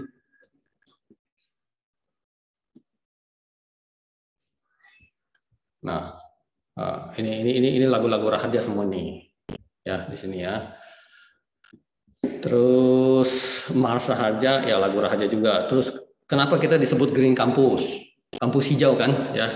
Green Campus. Nah, ceritanya di sini. Kenapa kita Green Campus? Kenapa AMC Raharja? Ya, kenapa AMC Raharja di sini? Kenapa kita disebut pribadi Raharja di sini? Ya, kalau kita punya cerita rakyat apa? Cerita rakyat ya, ya. Jadi cerita rakyat Raharja nih ya, kunci sukses Raharja nih ya. Ini di sini ceritanya. Oke. Alkisah tentang seorang anak ya berlutut di hadapan ibunya seraya berkata, ini apa, cerita-cerita rakyat. Itu kita mesti tahu ya, baru ingat saya waktu itu dipresentasikan di CMT kalau nggak salah. Ya. Jadi kita bisa cinta Raharja gitu loh ya. Kita bisa jadi menjadi alma mater yang membanggakan gitu loh. Ya, kita coba ya cari waktu untuk baca ini sekarang ya. Wahai ibunda, berikanlah bekal harta dan warisan kepada Ananda untuk meraih cita-cita Ananda. Konon ibunya berkata, wahai Ananda, ibunda hanya bisa memberikan sebuah kunci kepadamu, kunci sukses meraih cita-citamu. Ceritanya sebenarnya cuma singkat seperti itu ya. Apabila dari suatu ruangan ingin memasuki ruangan tertentu, kita selalu berkata bahwa kita dirintangi oleh sebuah pintu. Kendati demikian, bukan pintunya yang menghalang-halangi, melainkan kita belum mempunyai kunci untuk memasuki ruang tersebut. Apabila kita telah memiliki kuncinya, niscaya dengan sendirinya kita dapat memasuki ruangan itu. Bagaimana kita beranalogi? Keberhasilan atau kesuksesan diibaratkan sebuah ruangan yang memiliki pintu besi yang mustahil kita tembus kalau kita tidak memiliki kuncinya. Menjadi pribadi rahaja adalah kunci sukses meraih keberhasilan dalam hidup kita. Ya, bersama pribadi rahaja dapatkan kunci sukses meraih cita-cita. Ini waktu itu saya tulis di tahun 2004 gitu loh. Oke. Terus kita ada logo Raharja. Kenapa logo Raharja seperti kayak gini diceritakan. Arti-arti warna seperti apa diceritakan ya. Kenapa kita sebut kita sendiri ini multi perspektif. Ya, ini supaya kita punya wawasan lebih luas, enggak satu apa aja gitu ya. Misalnya cuman boleh agama Islam gitu atau gimana. Atau cuman boleh orang Indonesia. Cuman boleh orang Jawa, nah kayak gitu-gitu. Jadi kita itu sifatnya multi perspektif, ya multilingual, multi religion, multiracial, multicultural, multinationality gitu ya, dan sebagainya. Ada pribadi rahajakat gitu. Ini juga sebagai bahan, misalnya kamu bilang kamu lagi bertemu dengan teman, ya lagi pengen ngomongin tentang rahaja, ya di sini juga ya. Supaya nggak penasaran, kita klik ya, kita copy, kita masukin ke sini. Masukin ke MTI mana?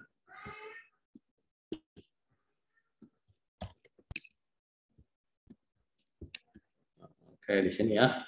Kita paste.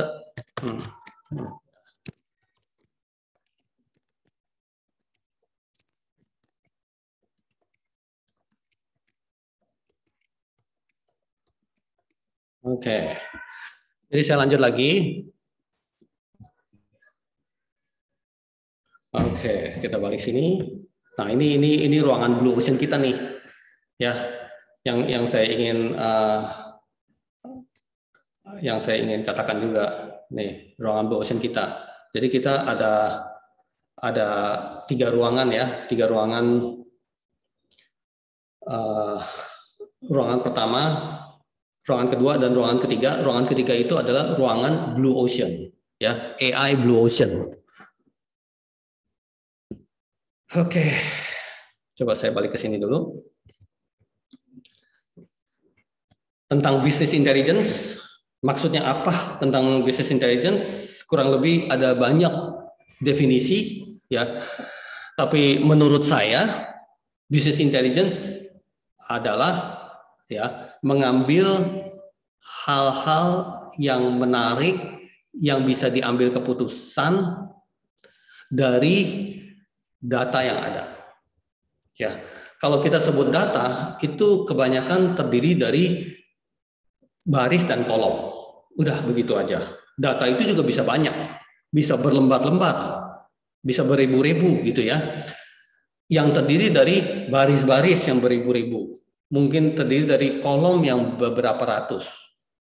Lalu bagaimana dari data yang kita ada itu kita bisa mengartikan untuk diri kita sendiri, mengartikan untuk teman-teman, bahkan untuk mengartikan untuk bos.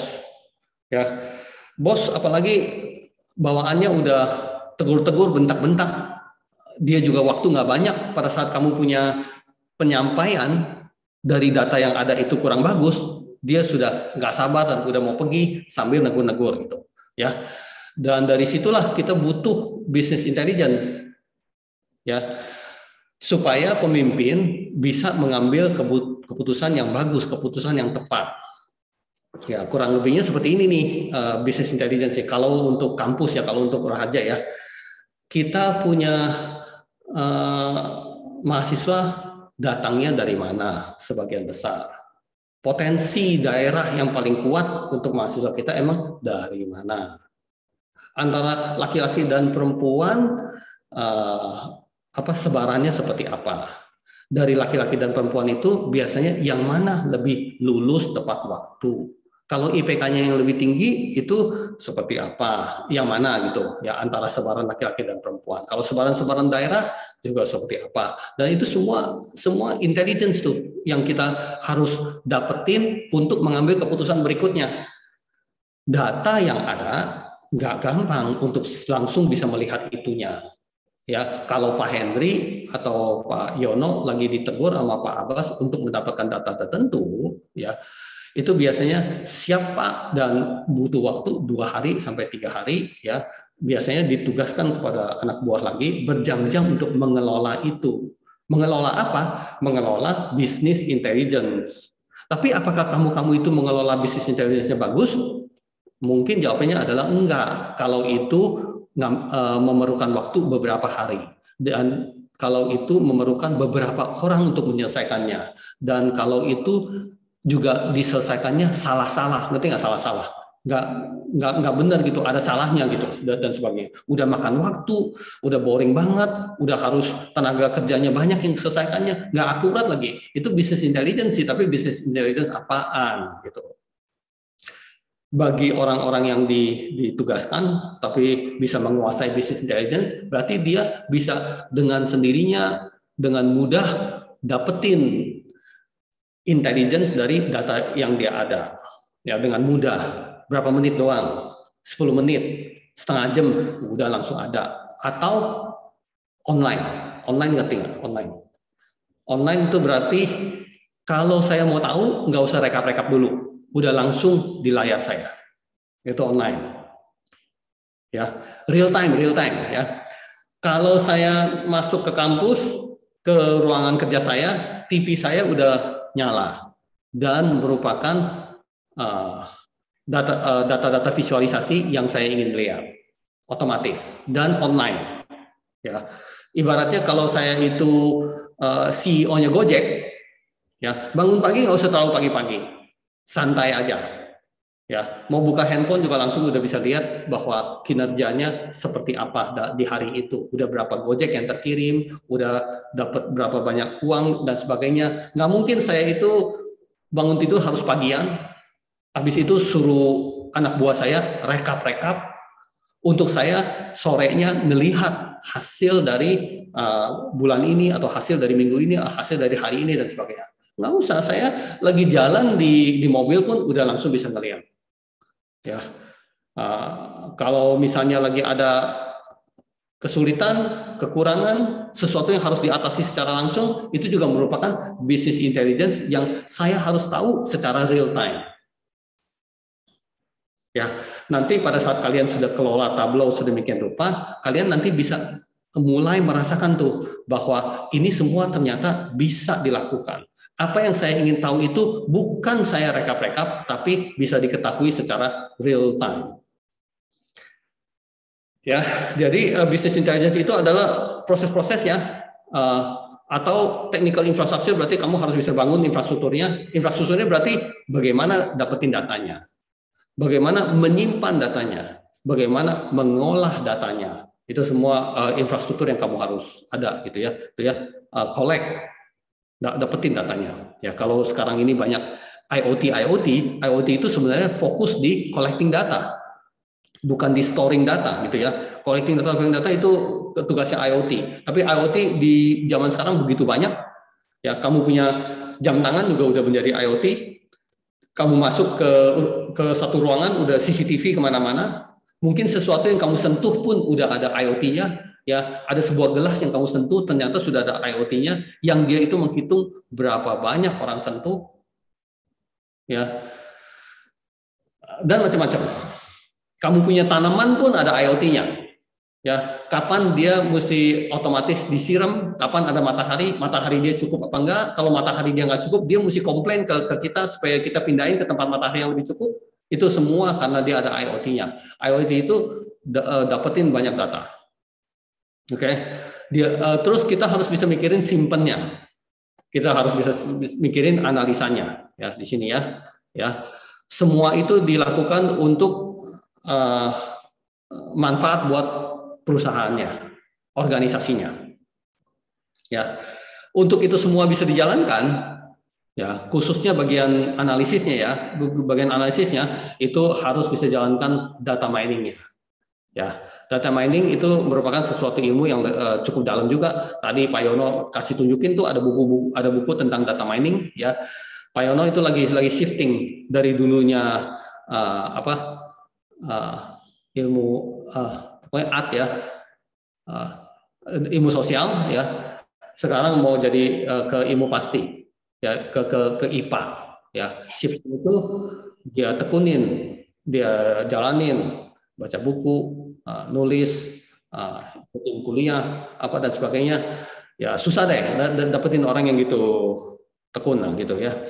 Sekarang dia lagi baca data mining. Mungkin kalau dia udah baca juga dia juga udah lebih taunya lebih banyak daripada saya ya.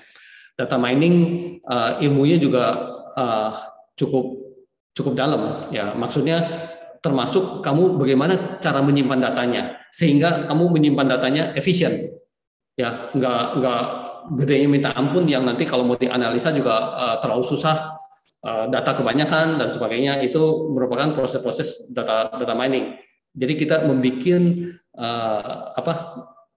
data warehouse kecil-kecil, data warehouse yang nanti pada saat kita lagi mau melakukan data mining, ya, data warehouse itu akan bisa membantu kamu dengan cepat bisa mendapatkan hasilnya. Kalau kamu nggak bikin data warehouse yang bagus-bagus, pada saat dia lagi kelola itu tabel terlalu gede dan sebagainya, artinya kamu harus memerlukan CPU yang jauh lebih kuat. Ya, harus membutuhkan memori yang jauh lebih kuat. Setelah itu juga makan waktu lama dan harus fokus untuk layani kamu punya permintaan. Belum tentu permintaan kamu penting lagi. Pada saat itu keteter untuk melayani permintaan orang lain. Kalau data mining yang bagus itu sistem nggak gitu lelah untuk kasih informasi yang kamu butuhkan. Di samping itu, sistem juga bisa melayani orang lain yang membutuhkan di waktu-waktu yang kurang lebih secara bersamaan.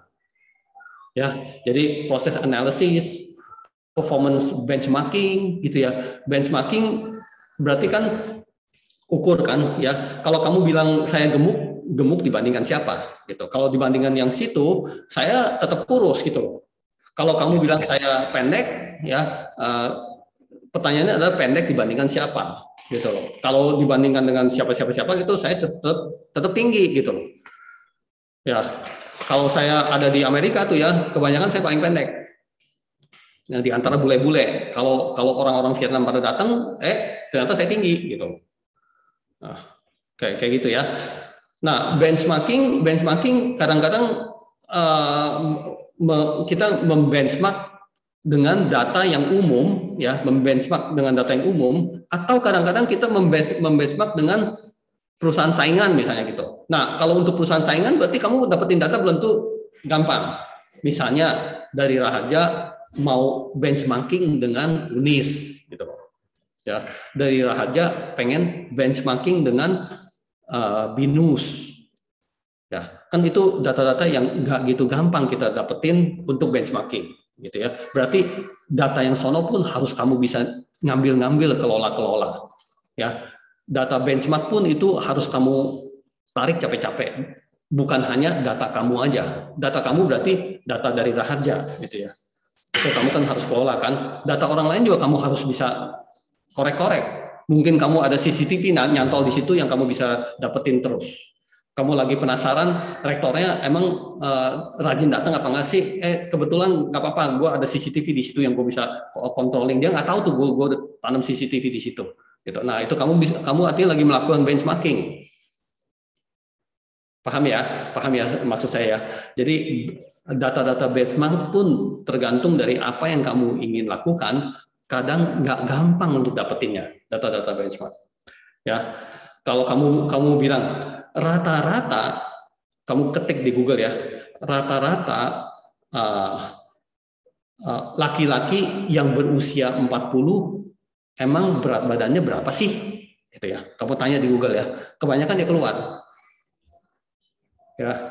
Atau kamu bilang rata-rata laki-laki orang Indonesia, nah sekarang udah ada orang Indonesianya ya, yang berumur 40 sampai 45 memang rata-rata berat badannya berapa sih gitu ya. Itu herannya di zaman sekarang bisa keluar gitu. Dia keluar, terang gitu keluar gitu untuk kamu gitu ya. Nah, habis itu kamu ukur kamu punya berat badan. Kamu benchmarking dengan yang rata-rata orang Indonesia itu yang udah umur 40 sampai umur 45 tuh. Wah, ternyata aku keberatan nih. Berarti aku kelebihan berat badan nih dan sebagainya itu bisa diketahui karena kamu telah melakukan benchmarking. Paham ya guys? Ya, di dalam sini kita lihat bahwa ini di dalam bisnis intelligence ini ternyata memerlukan beberapa ilmu-ilmu gitu loh. Ya, kalau kamu biasanya dibagi-bagi dalam. Bu Mardiana kan telepon barusan. Ya, di dalam kurikulum ada beberapa mata kuliah kan, yaitu biasanya secara gabungan untuk supaya kamu nanti jadi ahli di bidang business intelligence ya. Berarti kamu harus ngerti tentang data integration, ya, data warehousing sama laking ya. Ini data yang kita pecah-pecah nih, pecah-pecahnya seperti apa nih ya. Terus data arsitektur itu udah lebih merupakan gabungan dari data-data yang pecah-pecah itu seperti apa ya. Terus program-program dari business intelligence ya, data governance-nya seperti apa ya, termasuk data yang kamu lagi kelola-kelola, mungkin orang lain juga lagi sedang kelola-kelola data-data kamu dan sebagainya. Kamu harus bisa jaga data-data kamu dengan baik ya. Baru pada akhirnya business performance management ya, yang sebenarnya ujung-ujungnya adalah apa intelligence yang kamu dapetin itu ya, itu actionable, berarti bisa kamu ambil keputusan dan melakukan sesuatu di situ ya, dan itu biasanya tugas-tugas pimpinan. Oke, saya putuskan kita jalankan seperti begini aja. Itu bisa dia lakukan juga karena business intelligence yang telah kamu lakukan. Oke, di sini kamu udah bisa baca sendiri semua ya, improve decision making ya, dapetin jawaban yang cepat dari semua pertanyaan bisa sederhana. Emang rata-rata ini berapa sih gitu? Ya itu, tapi jawabnya bisa setengah mati gitu. Real time yang tadi saya katakan ya real time. Berarti yang saya mau itu mesti sekarang juga. Nggak boleh kamu pergi dulu dan cari dulu, nggak boleh. Mesti sekarang juga. Ya, kalau gua tanya mesti dijawab sekarang juga. Tapi yang sekarang parahnya adalah, bos sekarang nih ya parahnya adalah, gua nggak tanya pun gue mesti dapat jawabannya. Kalau gue udah tanya, berarti gue udah marah. Paham nggak guys? Ya, dia datang ke ruangan dia lihat layar dia udah mesti nemuin jawaban dia. Kalau sampai dia tanya dulu, dia udah nggak ada waktu untuk tanya. Dia udah tanya berarti dia sebel. Apalagi setelah ditanya katanya mesti 3 hari dulu siapin. Udah bukan zaman sekarang gitu. Nah, hal-hal gitu butuh dipahami ya. Apalagi di sini ada beberapa orang yang keseharian sama saya. Kadang-kadang sering dengar saya nanya berarti saya udah sebel gitu ya. Itu kurang ngerti. Nah, mungkin di sekarang ini udah lebih ngerti gitu ya. Nggak boleh sampai ditanya. Nah, gitu. Oke. Cross selling, upselling opportunity ya, itu harus bisa lebih melihat data yang awalnya berasa bahwa data itu nggak dibutuhkan. Ya, oke, reduce the risk of bottlenecks ya. Di dalam kamu punya operational management, kalau kita sudah ngomongin tentang Michael Porter ya, Michael Porter punya itu value chain analysis. Kita bottlenecknya di mana?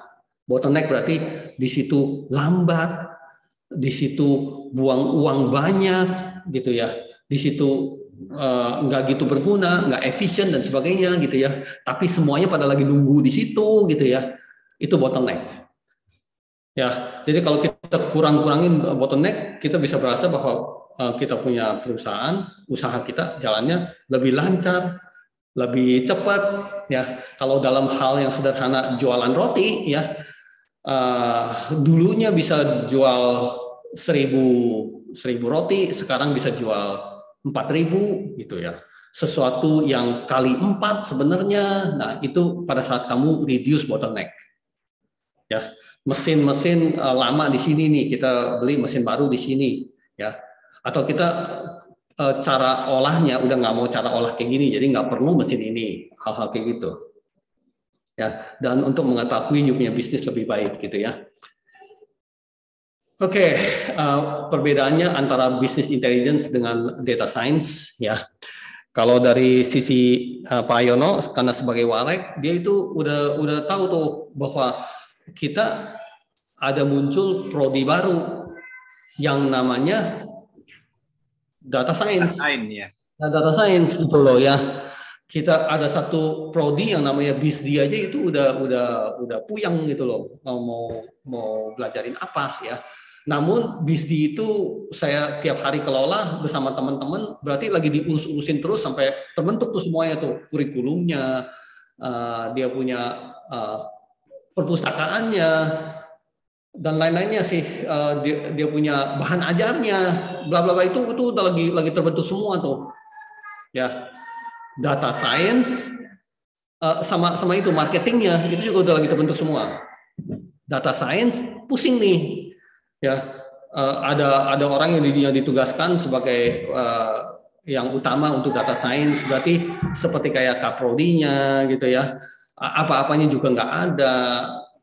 Mau belajar apa sih tentang data science? Menurut saya sih data science itu merupakan satu mata kuliah kok, jadi satu prodi berarti 140 SKS loh untuk supaya bisa menguasai ini data science. Kalau memang ya satu prodi, lalu apa aja yang harus dipelajarin dan sebagainya, nggak ada yang peduli.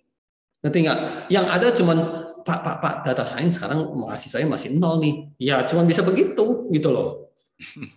Ya. Ya prihatin nih Prof. Ya intinya butuh orang yang tenaganya besar banget lah gitu ya, nekat banget lah untuk supaya itu bisa membentuk itu semua ya. Bagi yang lagi sedang jalanin bisnis digital, memang udah nggak ada tenaga untuk jalanin yang lain.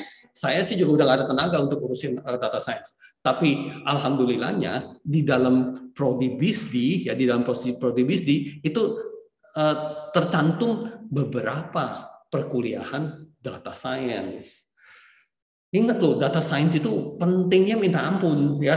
Yang kalau kita lagi penasaran cari-cari, emang sebenarnya kerjaan apa sih yang paling diminati di zaman sekarang ini? Udah arah-arahnya ke data science dan artificial intelligence. Ya, betapa pentingnya. Tapi kalau kita lagi mau buka prodi data science, belum tentu ada mahasiswa yang pengen. Udah orientasinya adalah terlalu susah. Apa tuh science? Apa tuh data tuh? Udah terlalu susah. Ujung-ujungnya nanti sampai akhir penerimaan masa baru, kebanyakan juga masih 0. Ya, butuh orang yang hebat untuk jalanin itu. Ya, BISD ada beberapa tentang data science, maksudnya tentang business intelligence juga ya. Saya sih masih beranggapan bahwa data science dan business intelligence itu sesuatu yang kalau bukan sama itu mirip gitu. Ya, dan kalau di kita berarti di S2 magister ini nih ya, konsentrasinya apa? Konsentrasinya business intelligence. Ya, ada orang bilang ya bahwa business intelligence itu bahasa lama. Kalau bahasa barunya data science. Ya. Sebenarnya hal yang sama, cuman dulu bahasanya business intelligence, tapi sekarang kita udah nggak ngomong business intelligence, kita ngomongnya data science. Ya, masih ada lagi beberapa istilah-istilah sih yang mirip-mirip juga ke arah sini. Ya, betul itu.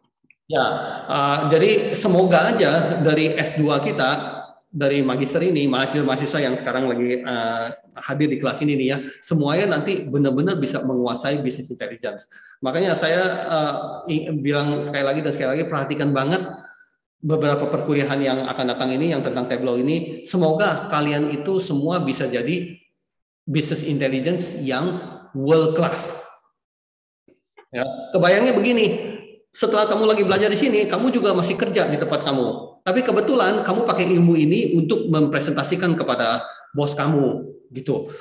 Bos kamu setelah melihat presentasi kamu berasa terpukau. Sambil tepuk tangan dia menyatakan bahwa hebat nih bro, kamu itu presentasinya world class, kelas dunia. Ya, yang kita akan pelajari adalah world class. Kalau kita nanti mau tulis paper, kita mau tulis paper yang world class. Kalau kita belajar, kita mau belajar ilmu yang world class. Gitu loh. Oke guys, ya. Di sini ada beberapa perbedaan-perbedaan antara business intelligence dan data science. Saya nggak akan bahas semua satu persatu, paling atasnya aja, ya. Antara sebutan business intelligence dan data science, ya. Kalau business intelligence lebih kan semua hal kadang-kadang dimulai dari sebuah pertanyaan yang harus dijawab, gitu loh, ya. Kalau pertanyaan kamu ini jawabannya ono, gitu loh, ya. Kalau kamu lagi pertanyaan ini, kamu harus cari orang yang ahli di bidang ini, gitu loh, ya. Nah, business intelligence itu lebih ke arah nanya apa sih yang terjadi, gitu. Ya, kan berat kan kalau sudah terjadi kan. Artinya begini, kalau kita raharja, terus kita biasanya terima mahasiswa 600, suatu hari tiba-tiba jadi 300. Ya, rektor pun akan bertanya, what happened? Apa sih yang terjadi, gitu ya. Tapi sayangnya sudah terjadi, berarti telah melukai kamu, bisa melukai ringan, bisa melukai berat, gitu loh. Ya, dia lagi bilang ini juga cerita orang ya, cerita orang ya. Kita punya cerita nggak selalu kayak begini. Business intelligence juga ada orang nggak setuju bahwa business intelligence cuma ngomongin what happened. Tapi kalau kita ada diskusi, kita ingin diskusi kita itu berjalan sehingga kita bisa banyak pola pikir, ya, banyak pengetahuan yang luas, gitu loh. Kalau kita lagi ngomong dengan satu orang, terus kamu berasa malas ngomong sama orang itu, kenapa? Orang itu pengetahuannya pendek, ngomong sama dia cuma buang waktu saja, dia mungkin bisa tambah pintar melalui saya, tapi saya tambah bodoh dengan dia. Gitu. Udahlah, saya malas ngomong sama dia, gitu. Tapi kalau kamu suka ngomong dengan satu orang ini, kenapa? Karena kamu banyak belajar, orang ini pengetahuannya luas, dan kamu suka, gitu. Oke, ya. Jadi ini diketahui aja. Belum tentu orang semua setuju bahwa business intelligence hanya ngomong tentang what happened, ya. Ngerti ini ya. Tapi ceritanya kamu harus ngerti bahwa kalau kamu cuman berfokus di what happened, apa yang terjadi loh? Kamu telah dilukai berat, baru kamu tanya what happened. Setelah kamu tanya what happened, belum tentu kamu dapat jawaban yang tepat juga. Jawaban bisa banyak, karena ini, karena itu, karena ini, karena itu. Ya, kalau di Rahaja itu paling gampang jawabnya. Kenapa mahasiswanya turun? Kita mahal, Pak. Itu udah paling gampang. Ini Pak, saya survei. Tuh di situ segitu, Pak. Di situ segitu, Pak. Di situ segitu, Pak. Jadi what happened kita udah tahu, kita mahal, Pak. Gitu. Ya, itu udah jawaban yang udah paling payah lah ya. Yang ibaratnya kenapa Rahaja nggak bisa maju pesat? Ya karena ada orang-orang yang jawabannya kayak gitu. Lagi lowbat nih saya juga nih.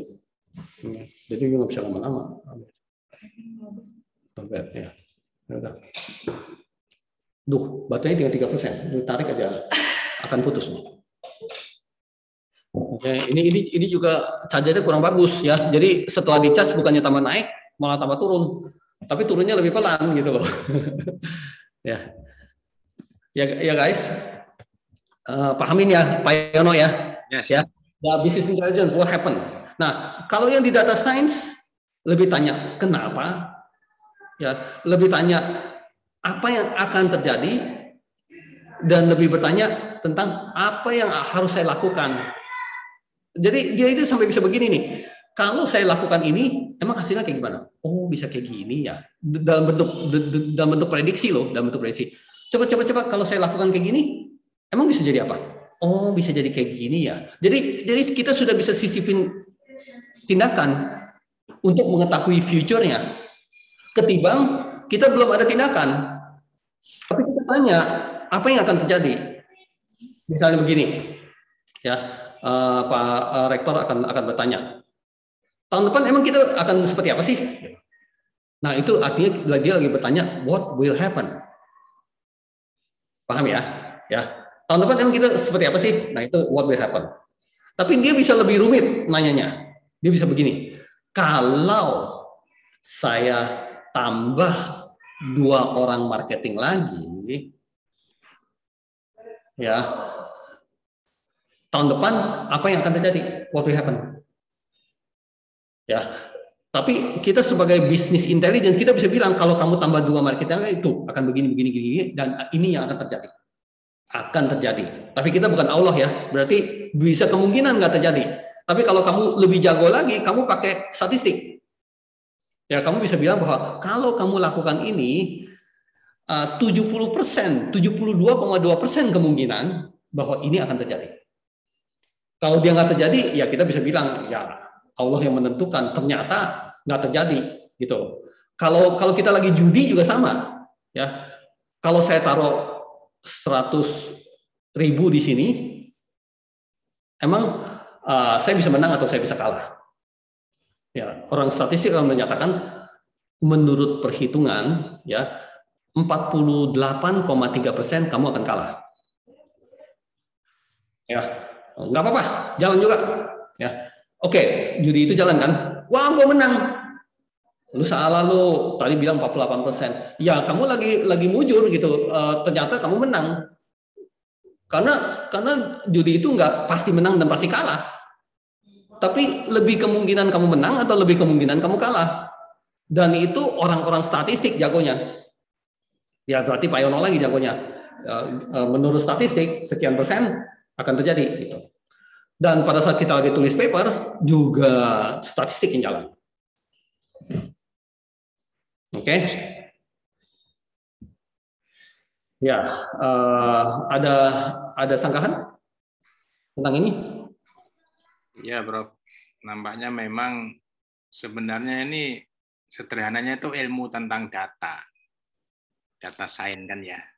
Nah, data itu diolah, di samping dia bisa mengambil keputusan berdasarkan data, itu dia bisa memprediksi apa yang akan terjadi berdasarkan time series data, itu nanti bentuknya trend linear gitu. Jadi kurvanya itu kayaknya ini kalau kondisi begini ke depan tuh akan mengalami ini. Nah, itu di data science. Tapi kalau di business intelligence hanya sampai ke keputusan hasil dari olahan data. Makanya data science ini ke depan sangat prospek. Cuma menerjemahkan ke dalam bahasa sehari-hari untuk menjaring mahasiswa ini perlu konsep yang realistis berdasarkan data di lapangan bahwa tren ke depan itu seperti ini. Nanti harus hati-hati itu paham bahwa pekerjaan kemudian yang akan datang itu seperti ini. Nanti Anda tuh ngambil jurusan ini prospeknya seperti ini karena Anda sekarang usianya usia muda jadi 3-4 tahun ke depan itu akan seperti ini loh dunia itu IT gitu loh. Karena data itu kan terabyte, megabyte begitu banyaknya yang berhubungan dengan data. Kayak misalnya data mining itu kan sudah mulai irisan dengan machine learning gitu kan ya. Machine learning juga sama dengan analisis data. Cuman dia pakai statistik, pakai kalkulus kan gitu ya. Nah, ini sebenarnya kalau bisa terjemahkan menjadi bahasa yang menarik sekali. Nah, mungkin perlu bantuan teman-teman untuk mengemas ini di AI mungkin bisa seperti bisnis digital. Soalnya kemarin waktu di GMT juga saya amatin bisnis digital juga disajikan begitu menarik sehingga antusiasme dari siswa itu lebih memahami. Nah, mungkin bisa dilakukan hal yang sama untuk data science. Itu sih, Prof. Terima kasih. Yes. Oke, bagus ya. Oke. Jadi kurang lebih kita punya perkuliahan seperti ini. Kita scan dulu dikit ya tentang tantangan dari business intelligence seperti apa. Berarti kesulitan ya. Terus tentang data visualisasi, apa hubungannya dengan business intelligence dan juga data science. Ya, kenapa data visualisasi penting? Ya, visual itu berarti sesuatu yang kita bisa lihat dan kita bisa pahami. Ya, kalau data yang masih terdiri dari baris dan kolom segitu banyak, kita belum bisa memahami apa-apa. Tapi dengan ilmu kita bisa memahami gitu loh. Ini data visualization ya. Terus kita di sini ada film yang kita belum ada waktu untuk ngelihat, tapi kita di minggu depan semoga ada waktu ya. Atau kita nonton ini deh sebentar ya. Welcome to the Agencia Business Travel Academy. What is data visualization? Data is a hot topic. People buy and wear a t-shirt saying data nerd or data is the new bacon. True story. You can check it out online. With the digitalization era, data went from scarce, expensive, difficult to find and collect to abundant and cheap, very difficult to process and understand. That's when the concept of big data emerged. Incredible amounts of information, so vast that they were challenging to capture, store, understand, and analyze with traditional software. However, all of this material is only as good as what we can make out of it. As individuals and businesses, terabytes of data sitting in a data center unused is a burden. If correct, paham nggak sampai di situ? Ya, data kan dulu jarang orang ngomong tentang data karena data susah didapetin dan data juga dikit gitu ya. Tapi sekarang data kemana-mana dan super banyak. Berarti di mana-mana ada CCTV udah langsung 24 jam ngerekam data dan sebagainya gitu. Data-data itulah yang ingin dikelola ya. Dan menurut survei ya, data yang dikolek selama 1,5 tahun ini ya lebih banyak daripada data yang kita telah himpun di sepanjang masa dari peradaban manusia ini ya. Berarti kita peradaban manusia sudah berapa tahun sih sebenarnya? Ada yang sebut 2000 tahun, ada yang sebut 5000 tahun, udah ribu-ribuan tahun kan. Tapi data benar-benar didapetin secara banyak banget itu di tahun-tahun sekarang ini nih, di 1,5 tahun sampai 2 tahun ini yang data dapat banyak sekali gitu. Jadi segala hal tentang data jadi merupakan kayak seperti makanan gitu. Untuk kita itu kelola dengan baik ya. Di samping itu di sini juga lagi ngomongin tentang biaya penyimpanan. Dulu biaya penyimpanan mahal banget ya, 1 giga aja udah langsung super mahal. Kalau sekarang biaya penyimpanan itu super murah sampai 0,0 berapa gitu untuk gigaan atau tera-teraan. Bahkan kita bisa dapat beberapa tempat yang untuk penyimpanan gratis begitu. Ya, kalau kita ada di Google Drive di tempat kita sebutannya Rainfo Drive ya, itu kita udah langsung dikasih beberapa giga gratis. Sebenarnya yang dikasih adalah unlimited, berarti terserah lu mau masukin berapa banyak. Ya, jadi kita punya Rainfo gitu ya. Terus kamu kan simpen di drive-nya gitu ya. Itu sebenarnya kamu ingin nanya, saya boleh simpen berapa banyak sih? Itu sebenarnya jawabannya adalah terserah lu mau simpen berapa banyak. Kalau kita sign up gratis Gmail gitu, kita sign up gratis, kita paling dapat 2 giga gitu. Tapi itu pun dapat gratis kan? Ya, kalau di zaman dulu segala penyimpanan mahal minta ampun. Kalau di zaman sekarang hampir boleh dikatakan gratis. Ya, sehingga kita ada YouTube yang penyimpanannya super banyak juga. Banyak banget loh. Di YouTube peta juga udah nggak bisa kehitung deh. Berapa peta itu udah nggak bisa kehitung dah. Tapi sekian banyak data, orang selalu bertanya, apa yang dia bisa dapetin dari situ? Sebuah hal yang menarik apa yang bisa didapetin dari satu tempat YouTube yang segitu banyak data? Ya, kurang lebih begitu. correctly processed, it can become digital gold. Big data is often combined with machine learning to create predictive analytics or other analytics processes that bring the value of the information to light. Still, dia bilang kamu prosesnya bagus, kamu sebenarnya menciptakan batangan emas gitu. Ya, senilai itukah? Kalau saya sih percaya, kalau kamu olahnya bagus, itu kamu lagi dapat batangan emas. Ya, kalau enggak, misalnya seperti ada tambang emas yang ada di gunung, yang kita tahu sebenarnya ada di situ, tapi kita nggak bisa ngambil, ya nilainya tetap 0. Ya, tapi kalau kamu bisa olah jadi batangan emas.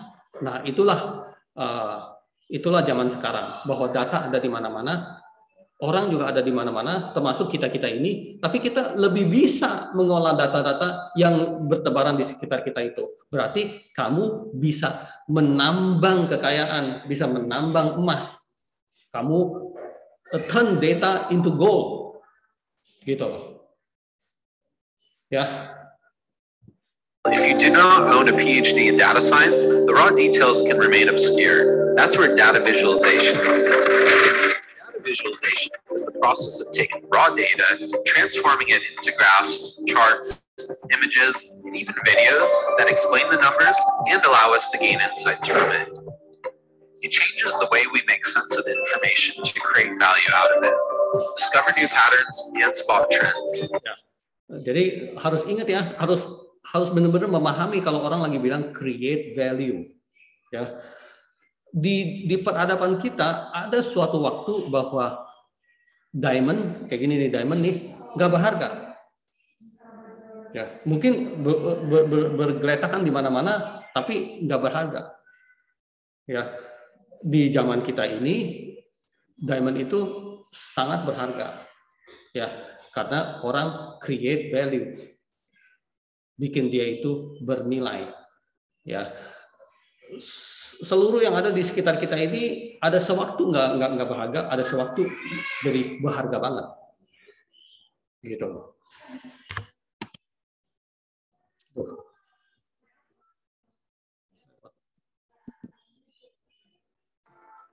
Welcome to it. It changes the way we make sense of information to create value out of it. Discover new patterns and spot trends. Think about a simple example. How do you create a story to tell your boss out of thousands of rows of data in an Excel spreadsheet? An easy way is to create a chart, like a pie or a bar chart of that same data. Now you have a visual representation and can start analyzing and integrating it into your business. Ya, paham kan? Ini pun kita ada pengalamannya sedikit-sedikit gitu loh ya. Kita presentasi di depan bos gitu ya, ada chart-chartnya seperti kayak gini ya. Nah, Tableau akan arahnya ke sono dan kamu coba nikmati, ternyata bisa lebih hebat dari apa yang sebelumnya kamu pernah bayangkan. Kurang lebih seperti itu ya. Dan ujung-ujungnya adalah data visualisasi lagi. Tapi pada saat kamu lagi menyampaikan kamu punya ide di depan orang banyak atau di depan bos kamu, kuncinya adalah di data visualisasi, bukan di business intelligence, bukan di data science ya, tapi visualisasi kamu seperti apa yang orang lain bisa ngerti, gitu ya.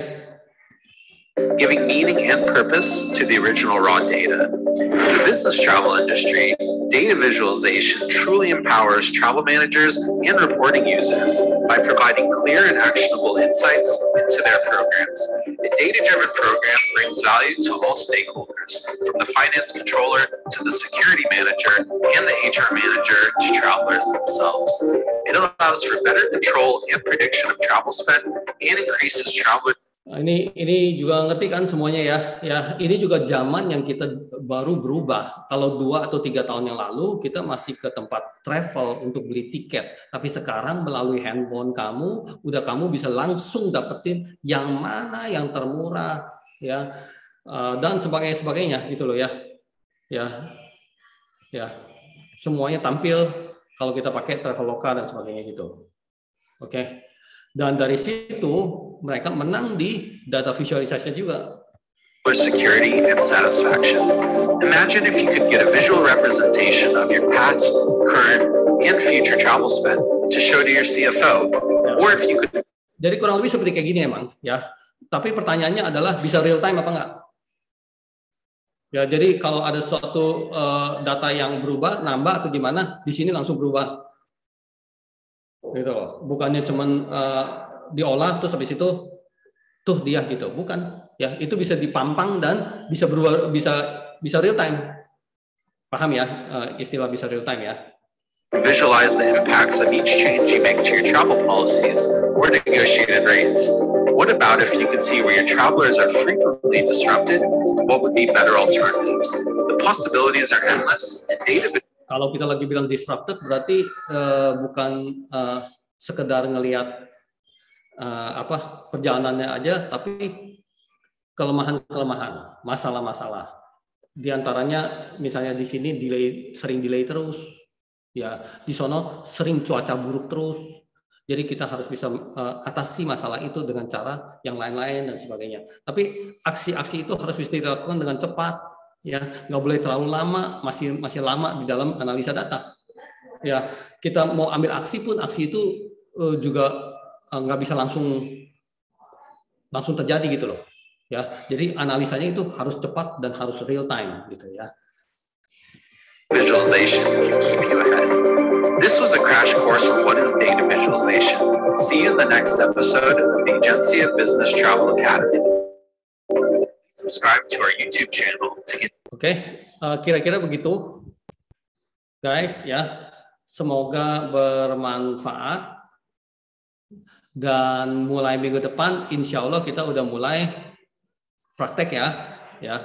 Kalau misalnya kalian belum install Tableau juga, itu pasti cuma bisa bengong aja ngeliatin orang. Ya. Kalau udah install Tableau pun bisa kelabakan ikutin.